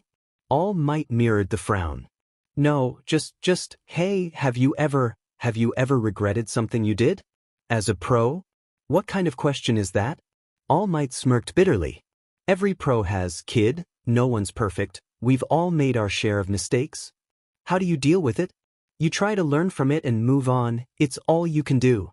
The man sighed. No matter how powerful a pro is, they're only human, we all are, there's limits to what we can do. Accepting that is hard, but it's a truth we need to. Izuku said nothing, looking at him and then back over the horizon. He said. I'll do my best. I know you will, you always do, All Might smiled. That's just who you are. Thanks, All Might, he hesitantly returned it. Who he was, he liked how that sounded. Night Eye had made it seem like he knew who he was, but All Might's opinion meant much more to him. It was nice that was what his mentor thought was really him. Just hold on to me, Eri, he said. He'd torn off his cape, using it to wrap the girl to his back as she clung on to him. Overhaul, having turned himself into a monster, mashed of different bodies, loomed down on them. She'll reverse you down to nothing if you keep a hold of her, Overhaul jeered. I'm the only one that can keep her power under control. It had been a hell of a day, being woken up in the dead of night to convene for the operation, the mission starting in the morning, and as the day went they had all been through ordeal after ordeal. Just getting into the place, someone's quirk had made the building itself distort, leading to him having to slam through wall after wall until they found the Yakuza behind it. Then, on top of it all, they had run into Toga from the League, who apparently wasn't there on her own. They got separated from comrade after comrade. Mirio had been beaten within an inch of his life, Aizawa taken, Night Eye probably dying right that moment. Then on top of all that, I did my research, you know, Overhaul loomed. I know who you are. Izuku didn't respond, bracing himself to jump out of the way with Eri. If she'd revert him to nothing, then he had to just keep creating damage in his body. All for one's brat. He tensed. What, are you surprised? You think we wouldn't know about him? About you? The villain said, shambling closer. We know he had you, we know what the League told us about you, we knew you were going to be a pain in the ass. Overhaul rose a giant arm, slamming it down toward them. But I'll fix that right now. Izuku leapt into the air, his teeth gritted from the strain of his body. The limbs of Overhaul's amalgamation struck out at him, and he did his best to dodge them mid-air, frantically thinking about how he was going to land. It'd be difficult to control his fall and dodge at the same time, especially with Eri to worry about. Maybe he could use one for all like All Might had, using the pressure from kicks to keep himself darting through the air. It wasn't falling. His eyes widened at the realization, looking down beneath his feet and then up at Overhaul. He wasn't falling, he jumped up so high in the air and now he was just floating there. Izuku grimaced. It was difficult to keep 100% even with Eri constantly reversing the damage. His eyes narrowed on Overhaul, or rather the behemoth he had become. The constant surge of one for all created sparks around him, from him, coming from his eyes. Eri clung to his back, trembling against him. He wasn't sure how he was floating in the air like this, but he didn't have time to question it. The villain before him lurched toward him. It seemed like he had no choice. He floated there, the sparks zapping around him, and he pulled one hand forward, extending the black whips from his fingertips. It'll be all right, Eri, he said with a gentle smile. I'm here for you.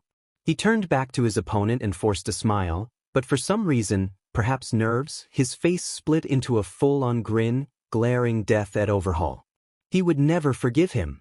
Treating his own child, blood or not, like a means to an end, locking her up in some underground complex, torturing her as a means of compliance. His grin split wider. He was going to tear him apart. Overhaul had never seen All for One in person, but he had heard of him, so many things he had heard about him. The man was a monster, on par with All Might, an entity more than a person, a force to struggle against rather than a foe to beat. He had seen him on the news, during the fight with All Might, had seen the grin that stretched upon the villain's face when his mask had been broken, had seen the power, the black tendrils that had formed from his fingers. Now, floating ominously in the air before him, he saw the same grin, the black tendrils stretched out from the hero's fingers, that glint of pure rage in his eyes. He hardly looked heroic at all, he looked more like a demon come to drag him down to hell. Like father like son, he thought. Izuku shot the black whips out and wrapped them around one of Overhaul's giant limbs. The villain jerked the limb forward, whipping Izuku back toward him while another giant hand reached forward to grab him and Eri both. That proved to be a mistake on his part, as Izuku simply pulled back with the other arm and slammed his fist into the limb, splattering it into a million tiny pieces. In an instant he dove under the behemoth and slammed upward with a kick, knocking Overhaul straight into the air. Izuku wasted no time in jolting right back up after him while Overhaul reconstructed his body again, grasping out at them. Overhaul nearly wrapped a hand around them until that limb also was smashed into pieces. The young hero lashed out with the whips, successfully wrapping around the villain's real torso that stuck out of the monster made of flesh. Izuku yanked the behemoth forward, grinning as his target came into range. He slammed him straight down into the ground below. Izuku panted, floating there in the air. He adjusted himself and kicked off, hurling himself back onto land. He stumbled a bit when his feet hit the ground, looking up to try to spot Overhaul.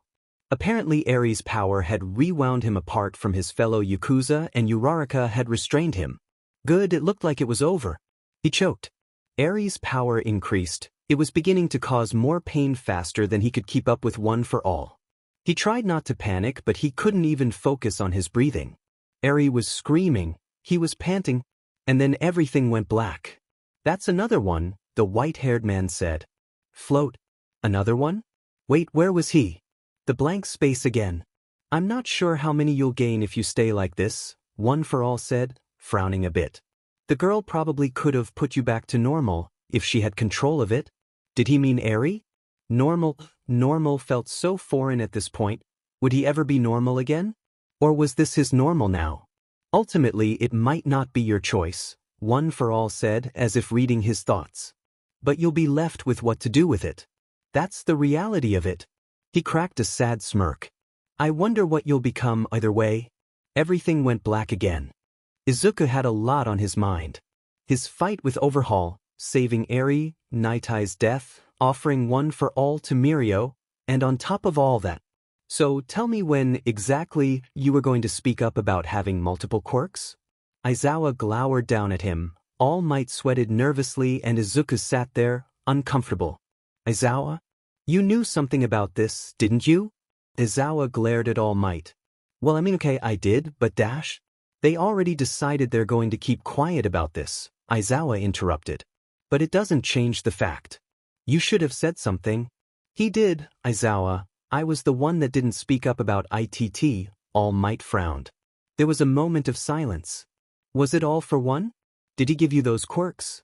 Izuku flinched, biting his lip and averting his eyes. He glanced up at All Might, pleading for some guidance, but the man wasn't sure how to respond either. But to keep One for All a secret? Yes, Izuku spoke up before All Might could. He gave me the quirks. Aizawa frowned. And you accepted them? Izuku frowned. No. He hadn't accepted them, he hadn't asked for them, he hadn't been given a choice in the matter. I see, Aizawa sighed, stuffing his hands in his pockets. I suppose it's understandable why you didn't bring it up, then. It doesn't change things, though, you've got to keep it under wraps that you have multiple quirks. I understand, Izuku said, eyes downcast. He quickly rose his gaze, looking back at his teacher. I won't use them, he said. Right? I bet you thought you wouldn't use them during that fight with Overhaul either, huh? His teacher sighed, pinching the bridge of his nose. I know you're going to want to use them, but you need to have some self-control, am I clear? Yes, sir. While I have you, he said, there's another matter we need to discuss. Izuku blinked. Eri wants to see you, you and Mirio both? She does? We're making arrangements already, provided you want to see her. Of course I do. Is she doing okay? Calm down, she's unharmed physically, but the doctors don't want her out and about in case her quirk acts up. They think it's under control for now. Her horn, which seems to be the source of it, has shrunk. It's barely a bump now. The man frowned. I'm sorry, Midoriya, but I don't think we can rely on her to put you back to your real age, he said. She's got no control, she might just kill you. That's not important. Aizawa blinked and All Might frowned. Thought? Aizawa rose a brow. I mean it is, but Eri is more important, he corrected. It was true, but it was odd he had jumped to that. He had thought about that earlier, hadn't he? On whether or not this was normal now. Was he really just used to it? Then again, if he'd been younger, weaker, would he have been able to win the fights he had? Would he have been able to save Kota, to save Eri? Was it better that he was stronger so he could save more people? Was it better this way? Did he want it this way? Kid. All Might frowned. I'm sorry, he shook his head. I was just thinking. No, of course he wanted to go back to normal. He wanted to be able to hang out with his class, his friends, without getting weird looks. Then again, Shoji put up with that, didn't he? Maybe. Well, it's not like he had a choice in the matter at the moment, anyway. He'd handle that when and if they had a solution. It was a very real possibility he wouldn't get a choice to begin with. Well, at any rate, you can return to the dorms for now, Aizawa said. We'll get a hold of you when you can see Eri. Izuku nodded. He made his way back to the dorms, mulling over his strange thoughts.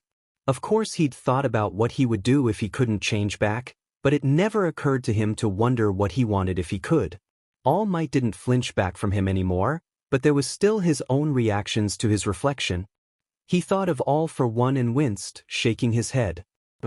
Like he'd told himself 1,000 times in that hell, this was his face, his body, not that monster's. So, had he already accepted his new self, then? Deku? He shook out of his daze, looking up down the hall. Uraraka and Tsuyu, they looked like they'd been waiting for him. Hey, can we talk? Oh, of course, he nodded.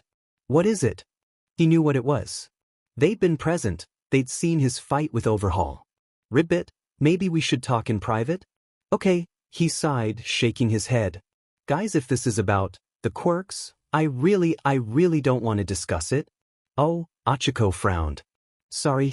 I know you're curious and I'll talk about it later, okay? He frowned. I just can't right now. Well, okay, Ribbit. We were just wondering if you were okay. Achiko bit her lip.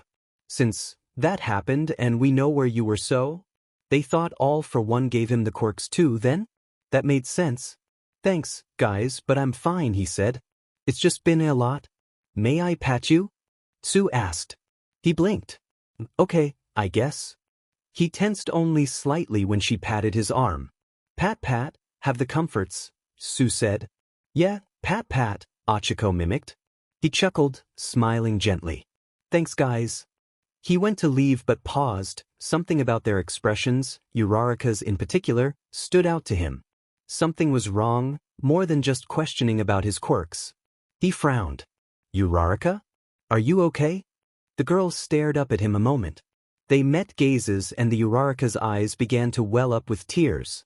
Uraraka Dash? He twitched. What's wrong? Are you okay, Dash? I'm sorry, the girl blurted, wiping at her eyes. I'm so sorry, you're going through so much and I'm trying so hard to support you but you still end up trying to comfort me? I'm so sorry, I'm so weak I Dash. Achiko, Tsuyu frowned. What's going on? Uraraka, it's okay, tell me what's wrong, he said.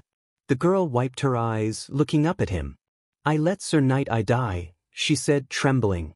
I had him right there. If I had been faster, maybe he would still be alive. I let him die. Uraraka, no, he frowned.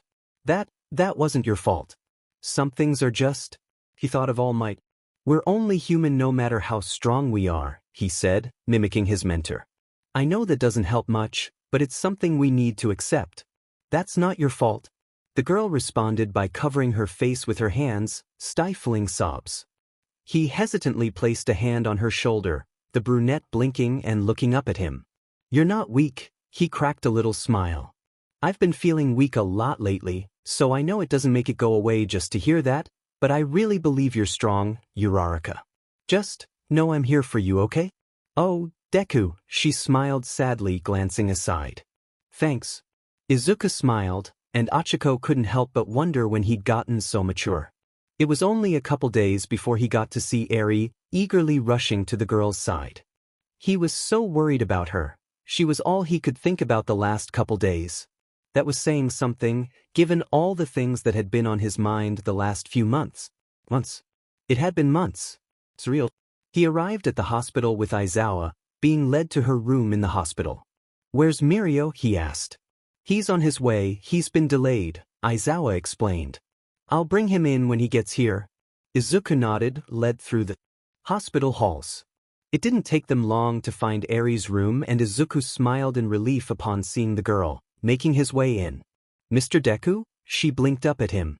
Yeah, he smiled gently, sitting down on the chair next to her bed. I came to see you.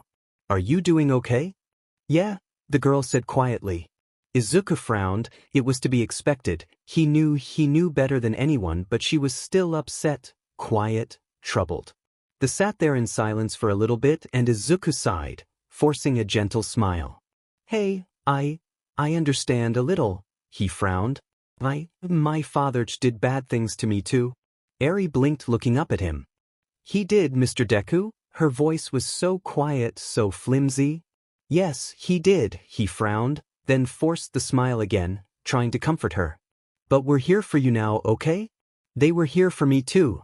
Eri frowned. Are all dads bad? He blinked. What? Yours was bad and mine was bad. Are they all bad? Izuku shook his head, thinking of All Might. No, they're not. His smile softened, more genuine. I have a new dad now, a good one. He's kind, and cares about me, and tries to teach me things and protect me. Eri blinked up at him. You can have new dads? Yeah, he nodded. Anyone who's like that, who cares about you. Eri was silent a moment, biting her little lip. Izuku hesitated, and they sat in silence. Mirio is here, Aizawa spoke up, looking at his phone. I'll go get him. Can you stay with her just a moment? Sure, Izuku nodded.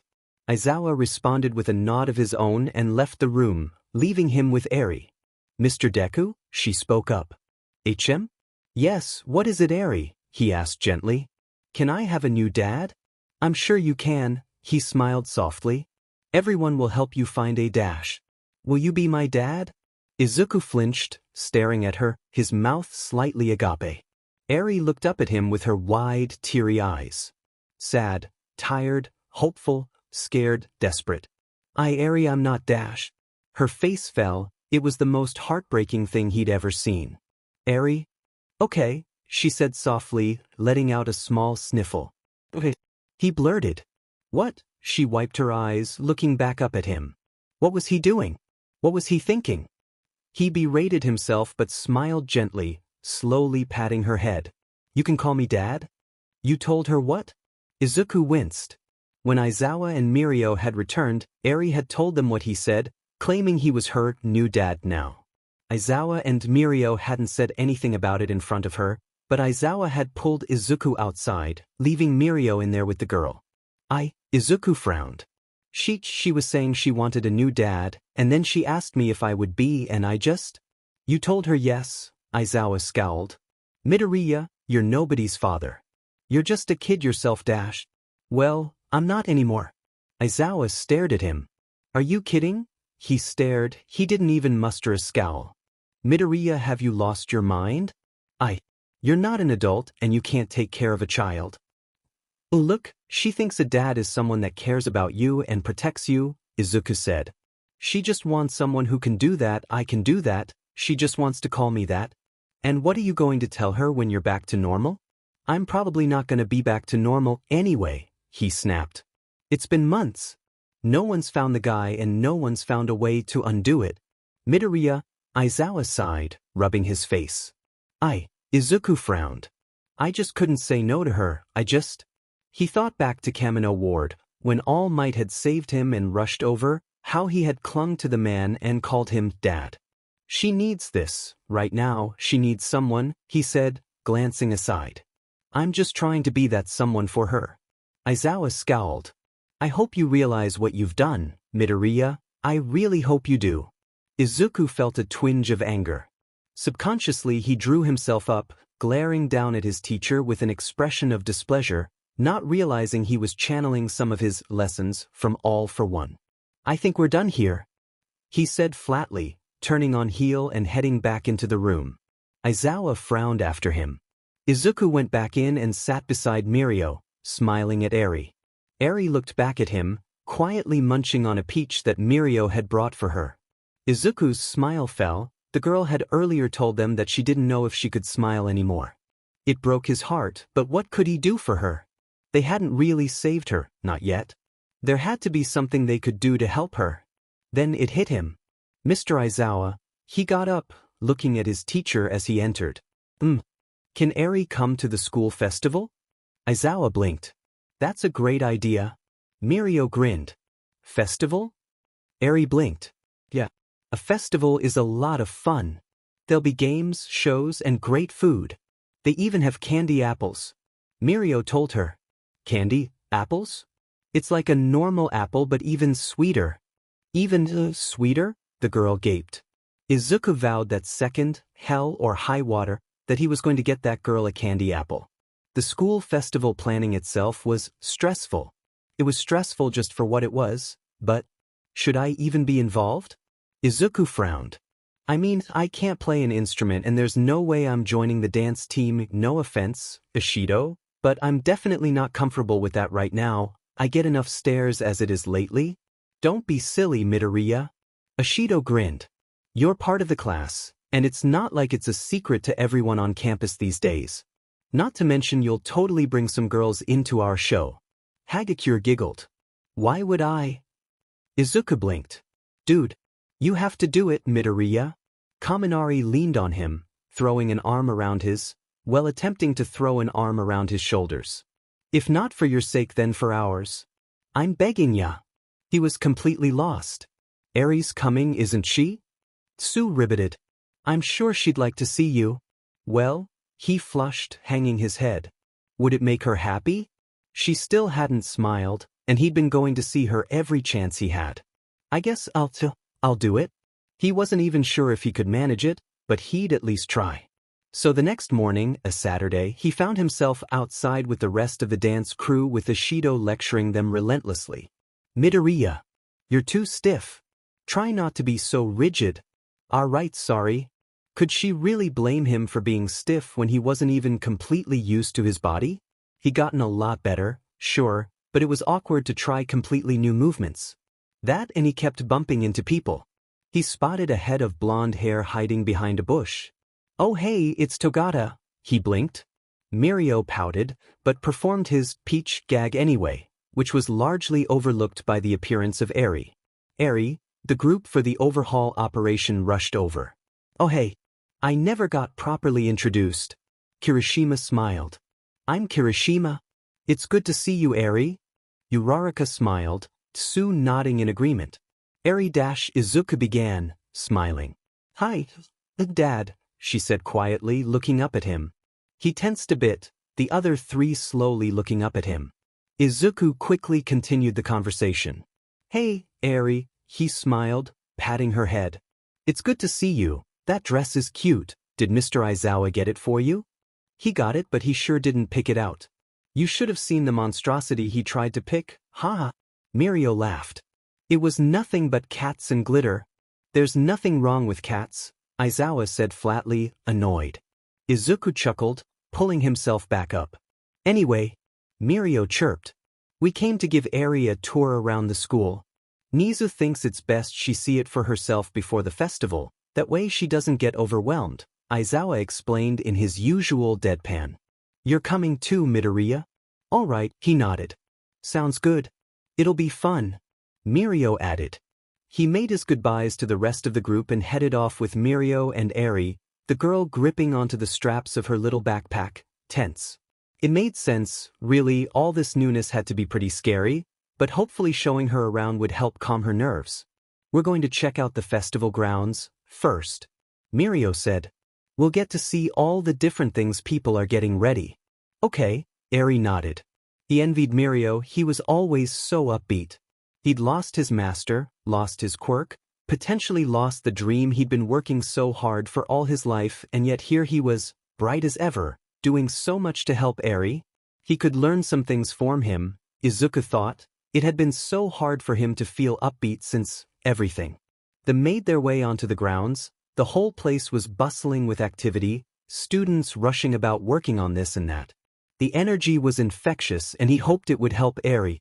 The girl wrapped her hand around his fingers. He blinked, looking down at her. The girl drew closer to him, looking up at him with her big red eyes. Hey, it's okay, Mirio smiled, patting her on the head. Don't be scared, we're here with you. The girl hesitated and then grabbed his hand too. Let's show her around, yeah? Mirio grinned. Izuku smiled and nodded. Eri was apprehensive, but between him and Mirio they'd managed to help her. Right? Well, Eri? What did you think? The girl sat at the table, slurping her juice box. I don't know, she said. She paused. I guess I do want to see how it all turns out, she added. Everyone's working so hard. Izuku and Mirio exchanged a smile. Dad? Yes, Eri? Izuku said without missing a beat. Are you going to go? He's not just going to go. He's gonna perform. Mirio grinned.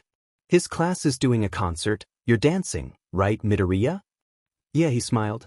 I'm working hard on it. You're gonna dance? Eri looked up at him with wide eyes.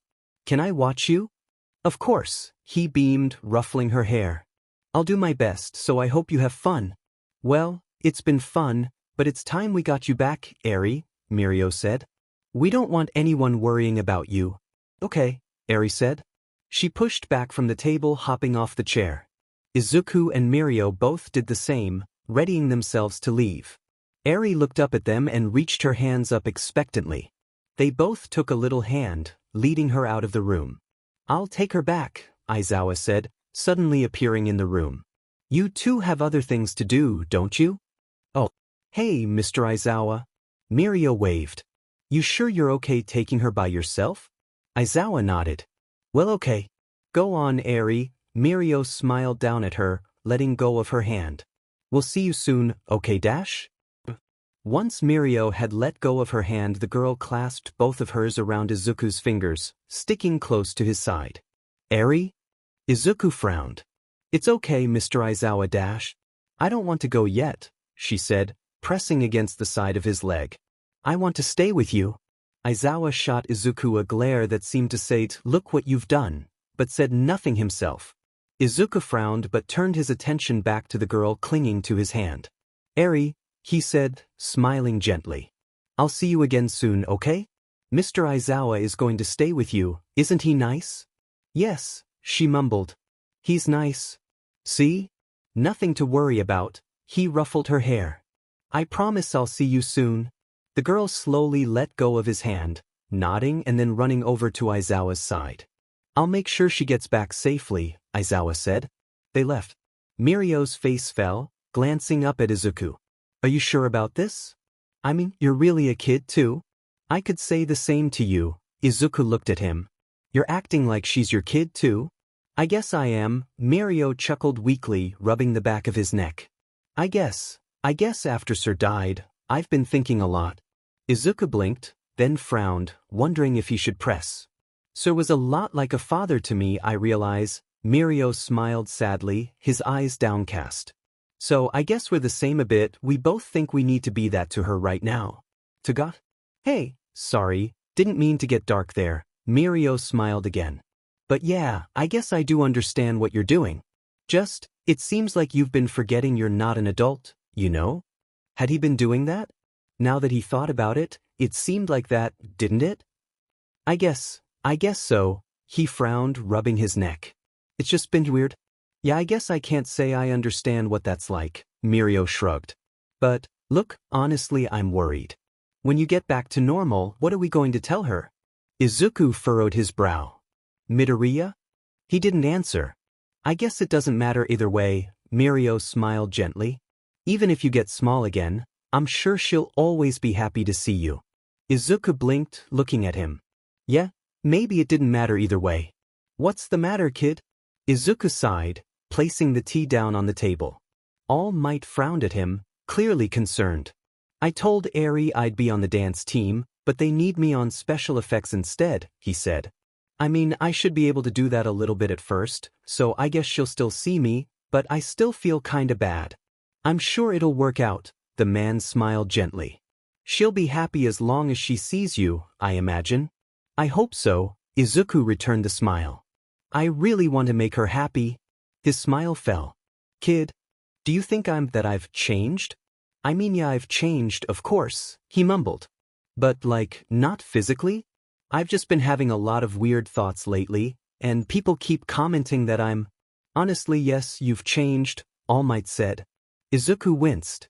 It'd be impossible to stay the same, with all that's happened, the man said.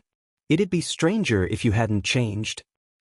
I catch myself, sometimes, he mumbled, his head lowered. Doing stuff, like he taught me to do. All Might said nothing. And then with Kakin and Eri, we're all kids, I know that, but I don't feel like I am. I really don't know what to tell you, but, well, you're still a kid to me, All Might chuckled awkwardly. But I guess even if you were really an adult, you'd still be kids to me. Izuku smiled weakly. That helps, weirdly. He nodded. Thanks. You'll always be you, no one's the same as time goes, you know, he said. Yeah, you're different, but everyone is different even day to day. So, all you gotta do is try to be more like what you want to be, but that's the same for everyone. So don't stress it, kid, you're still a good kid and you always will be. I know it. Thanks, Dad. Izuku smiled, leaving the store with his required items. He still had time to get back to UA before the concert, so he'd best hurry up and go.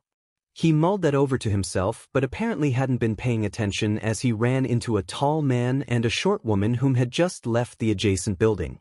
Oh, sorry about that, he bowed his head. Quite all right, the man said.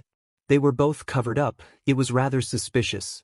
He eyed them and then heard the man mutter something about gold tips imperials to the woman. Oh, the tea, he said without thinking, looking back at the building. That must be a cafe then. The man turned on heel. Oh, it's so nice to find another connoisseur of fine refreshment.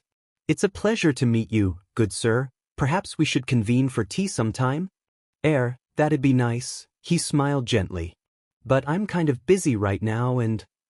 The wheels in his head started turning. Gold tips imperial? The video about gentle criminal and... His eyes narrowed. So what exactly are you planning to do with my school? He said curtly, his voice cold. Your school? Excuse me? Aren't you a little old for school? Izuku calmly set down his bags. Great, now he had to get more rope, he thought. He had used what he had to tie up the unconscious would-be intruders and dropped them on the steps of a nearby police station. The elasticity thing had been a little annoying, so had that woman's quirk she used to help gentle, but as much as he had powered up with the quirk it still hadn't been much compared to 40%. He had made short work of them. Now he had to grab more rope and make it back with the others, then after the performance he had to get that candy apple ready for Eri. He mulled over his plans as he ran off, briefly wondering what Gentle and La Brava had been trying to accomplish. Oh well, couldn't have been that important, they didn't seem too competent, really. Or maybe they were and he just was too much for them. Not important. Now he just had to get back to UA and get changed. He wondered if Mirio had already been showing Eri around. He arrived with more than enough time to spare, quickly preparing for the act. He felt incredibly awkward when he first got on stage with the others, but was encouraged by his friends' supportive smiles. During the show itself, he scanned the crowd, trying to find Mirio and Eri. He smiled when he saw them and kept his eyes on them even when he left the stage to help with the effects. He didn't get to see them well from up in the rafters, but it seemed like the whole thing had been a hit, given by the cheers. As soon as it was over he found Mirio and Eri. And his heart almost burst. Dad, she jumped up and down, waving, a huge smile plastered on her face. It was so good. It was so good. Everyone was dancing and singing and you were dancing and then you went away for a bit, but then there were sparkles and dash.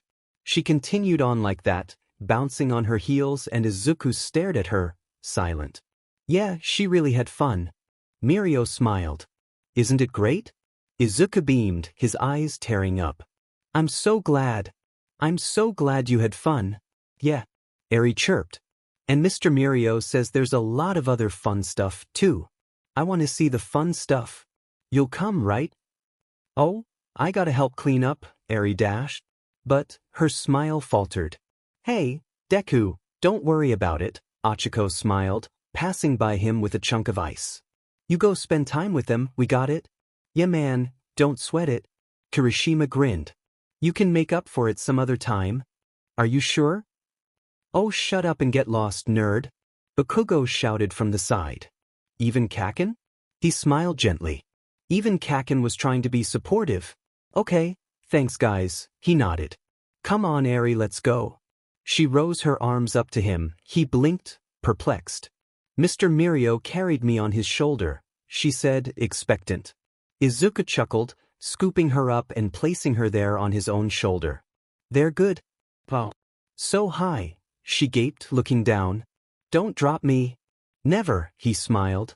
He and Mirio took her around, showing her all the stands, taking her to the shows and demonstrations. Eri happily babbled the entire time, except when her face was stuffed with sweets. He kept in mind the other task he needed to accomplish, but figured he could spend some time with them first. Though there was something else on his mind. Dad? Eri said on his shoulder, frowning. You look sad. HM? Oh no I'm not, he said gently. I was just thinking, Furry, what if later I look different? Different, she blinked. Yeah, like if I shrink, he said awkwardly. Would that upset you? If you shrank? The girl seemed confused. If he becomes a kid, Mirio said. That's what he means. Kid? Eri tilted her head. Why would that make me sad? It wouldn't bother you? She shook her head. She said. You'd be dad still, right? Izuku frowned. Look, maybe you shouldn't call me that any dash. A look of utmost heartbreak splayed across her face. Eri, wait, no, that's not what I mean. Izuku said hurriedly. I'll still spend time I'll still be there for you. Just, maybe you should call me Mr. Deku, yeah? Like with Mirio and Aizawa. What he's trying to say, Eri, Mirio said, is that no matter what you call him, he'll be doing the same things. So maybe call him Mr. Deku too, huh? Eri frowned. You'll still be there, right? Like Mr. Mirio and Mr. Aizawa are, I just call you Mr. Deku, right? Mirio smiled with a nod. Yeah, exactly, Eri, he ruffled her hair. Okay, I'll call you Mr. Deku, okay? She said, looking at Izuku. He smiled. Yeah. Wait, what time was it? Oh, Mirio, can you watch her for a bit?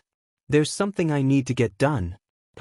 Of course, Mirio nodded, gently taking Eri from him. Mr. Deku? She blinked up at him.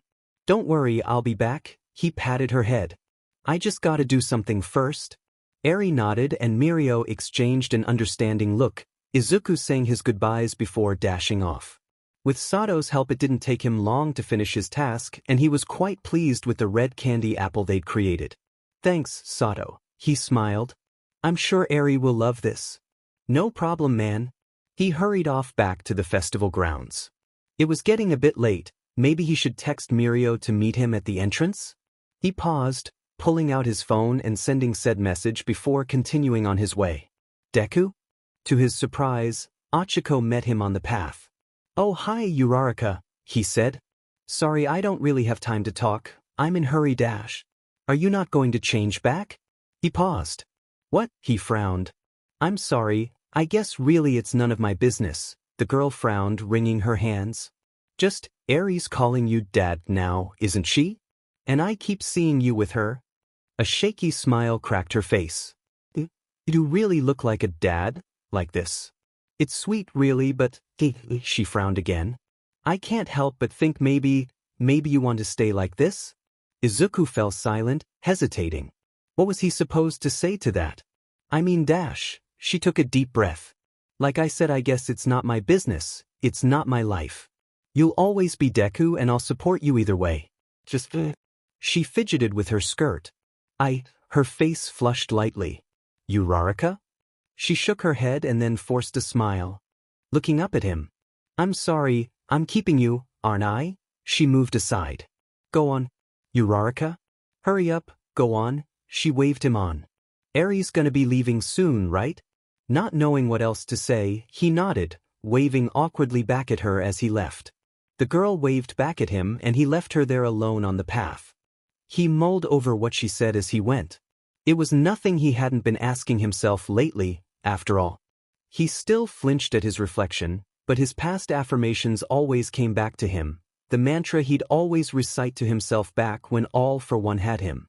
Not all for one's, his body, his face, his life. This body was his, regardless of the age, and thinking that to himself had been a means of coping with it. Did that mean he accepted this as him, now? It was debatable, really, he wasn't sure himself. But he'd think about it later. There you are, Mirio smiled. Hey Midoriya. We were about to leave, Aizawa said. Hurry up and do what you have to do.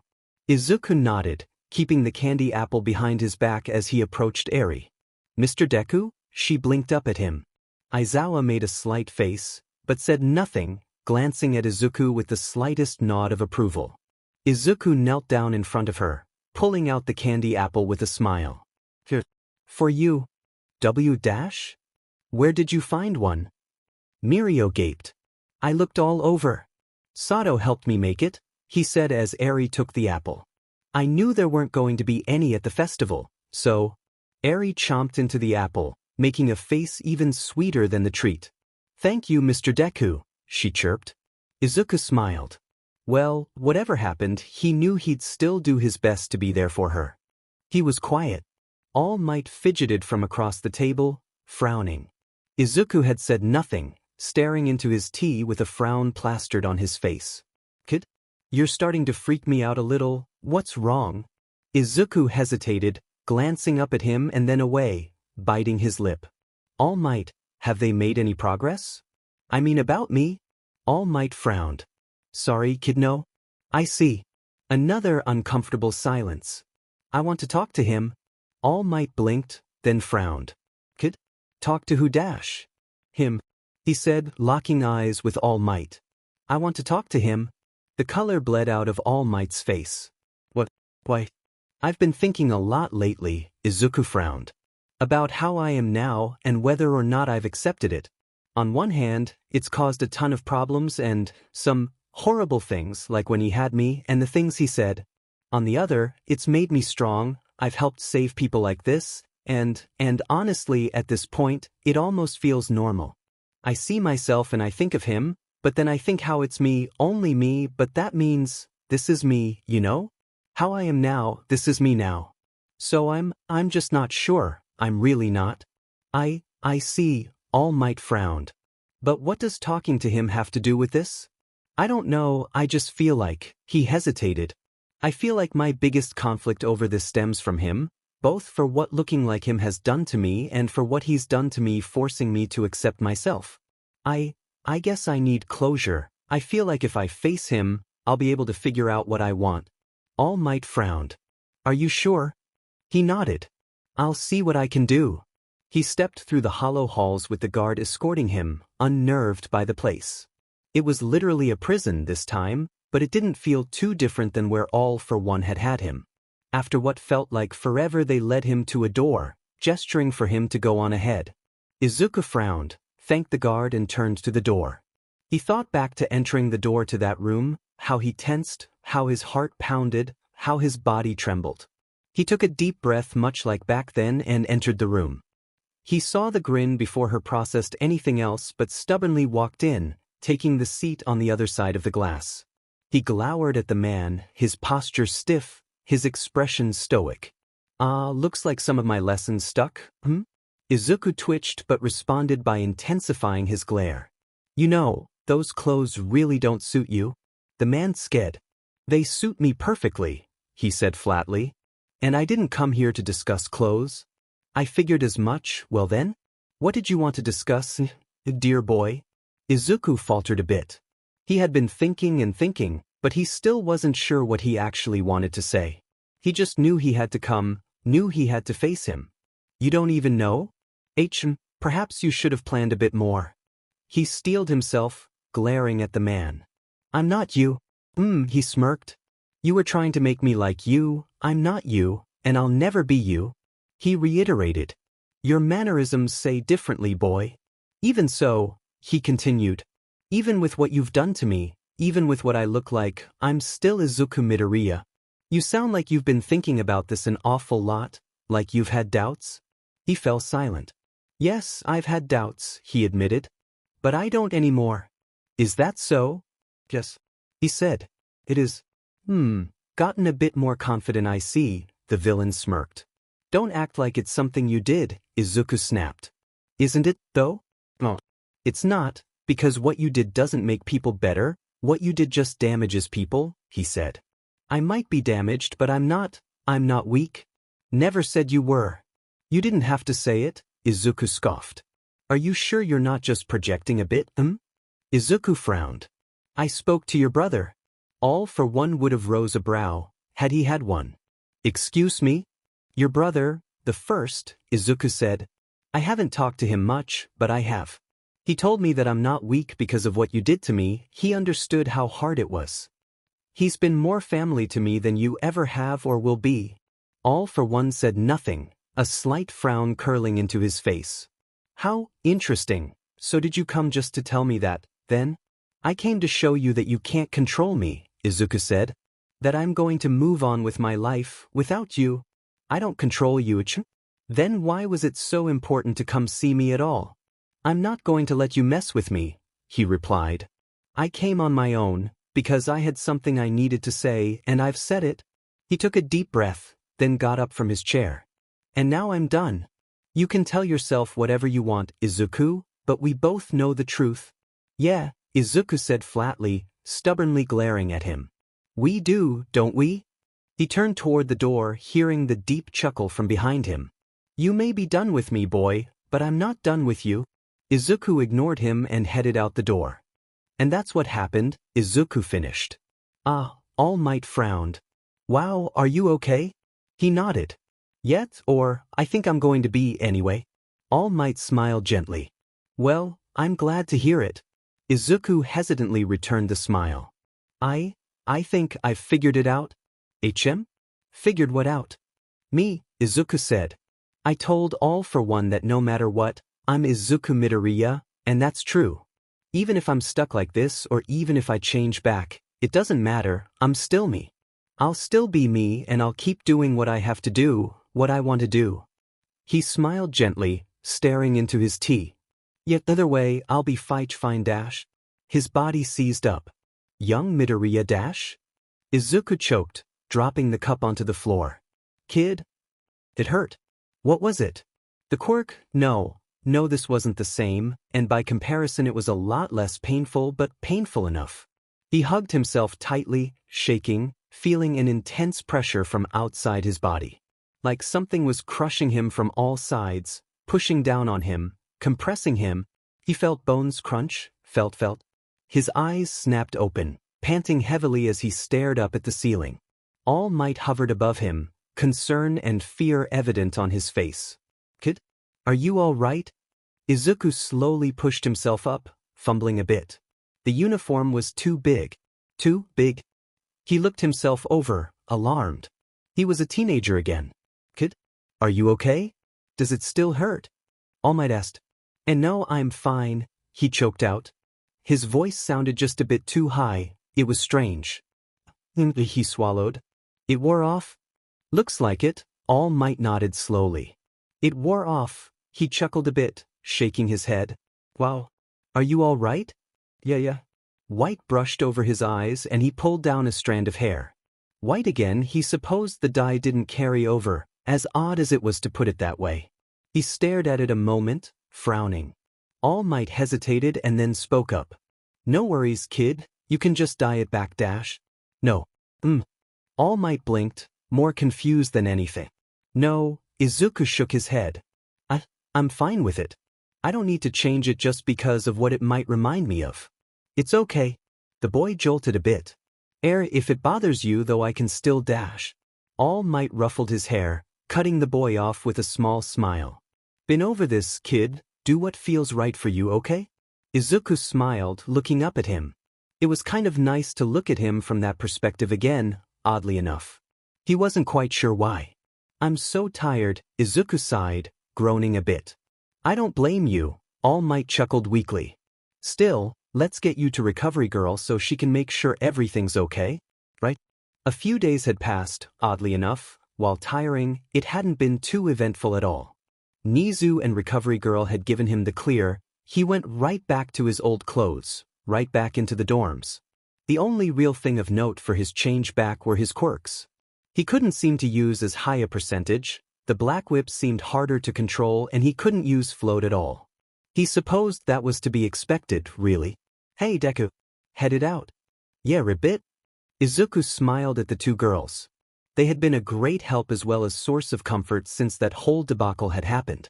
He still couldn't believe it even when they had thrown themselves at All Might for his sake. If he hadn't seen it himself, he wouldn't have believed it. Yeah, I'm going to go see Eri. He paused. Hey guys? Yeah. Ribbit? Thank you, he beamed, tearing up a little. Thank you for everything, you've really done a lot for me. You all have, but, you two were with me from the beginning, and the whole thing with All Might was crazy dash. Heck yeah it was, Ribbit. I still haven't forgiven him, Achiko pouted, her arms crossed. But, I guess he did save you after that, so I'll try. Izuku chuckled lightly. Thank you. No problem, Ribbit, Tsu croaked. We'd do it again in a heartbeat, Achiko beamed. He knew they would, and it made him smile even more. So he head off, back into the school where he was supposed to meet up with Aizawa, Mirio, and Eri. He seemed to have a thing nowadays of getting nervous before going through doors, he thought darkly to himself. He hesitated, reaching for the handle, apprehensive to what reaction awaited him inside. Just take a breath and go, just like always. He did so and entered the room. HP. There he is. Mirio chirped. Eri looked up at him curiously, tilting her head to the side in confusion. Izuku shakily smiled, coming toward her. Hey, Eri, he said. Mr. Deku? She blinked. Mr. Mirio was right, you got small? Yeah, he chuckled awkwardly. Sorry, is that bad? Eri frowned. Can I still ride on your shoulders? Yeah, I think I can still manage that, he smiled gently. Okay, she grinned.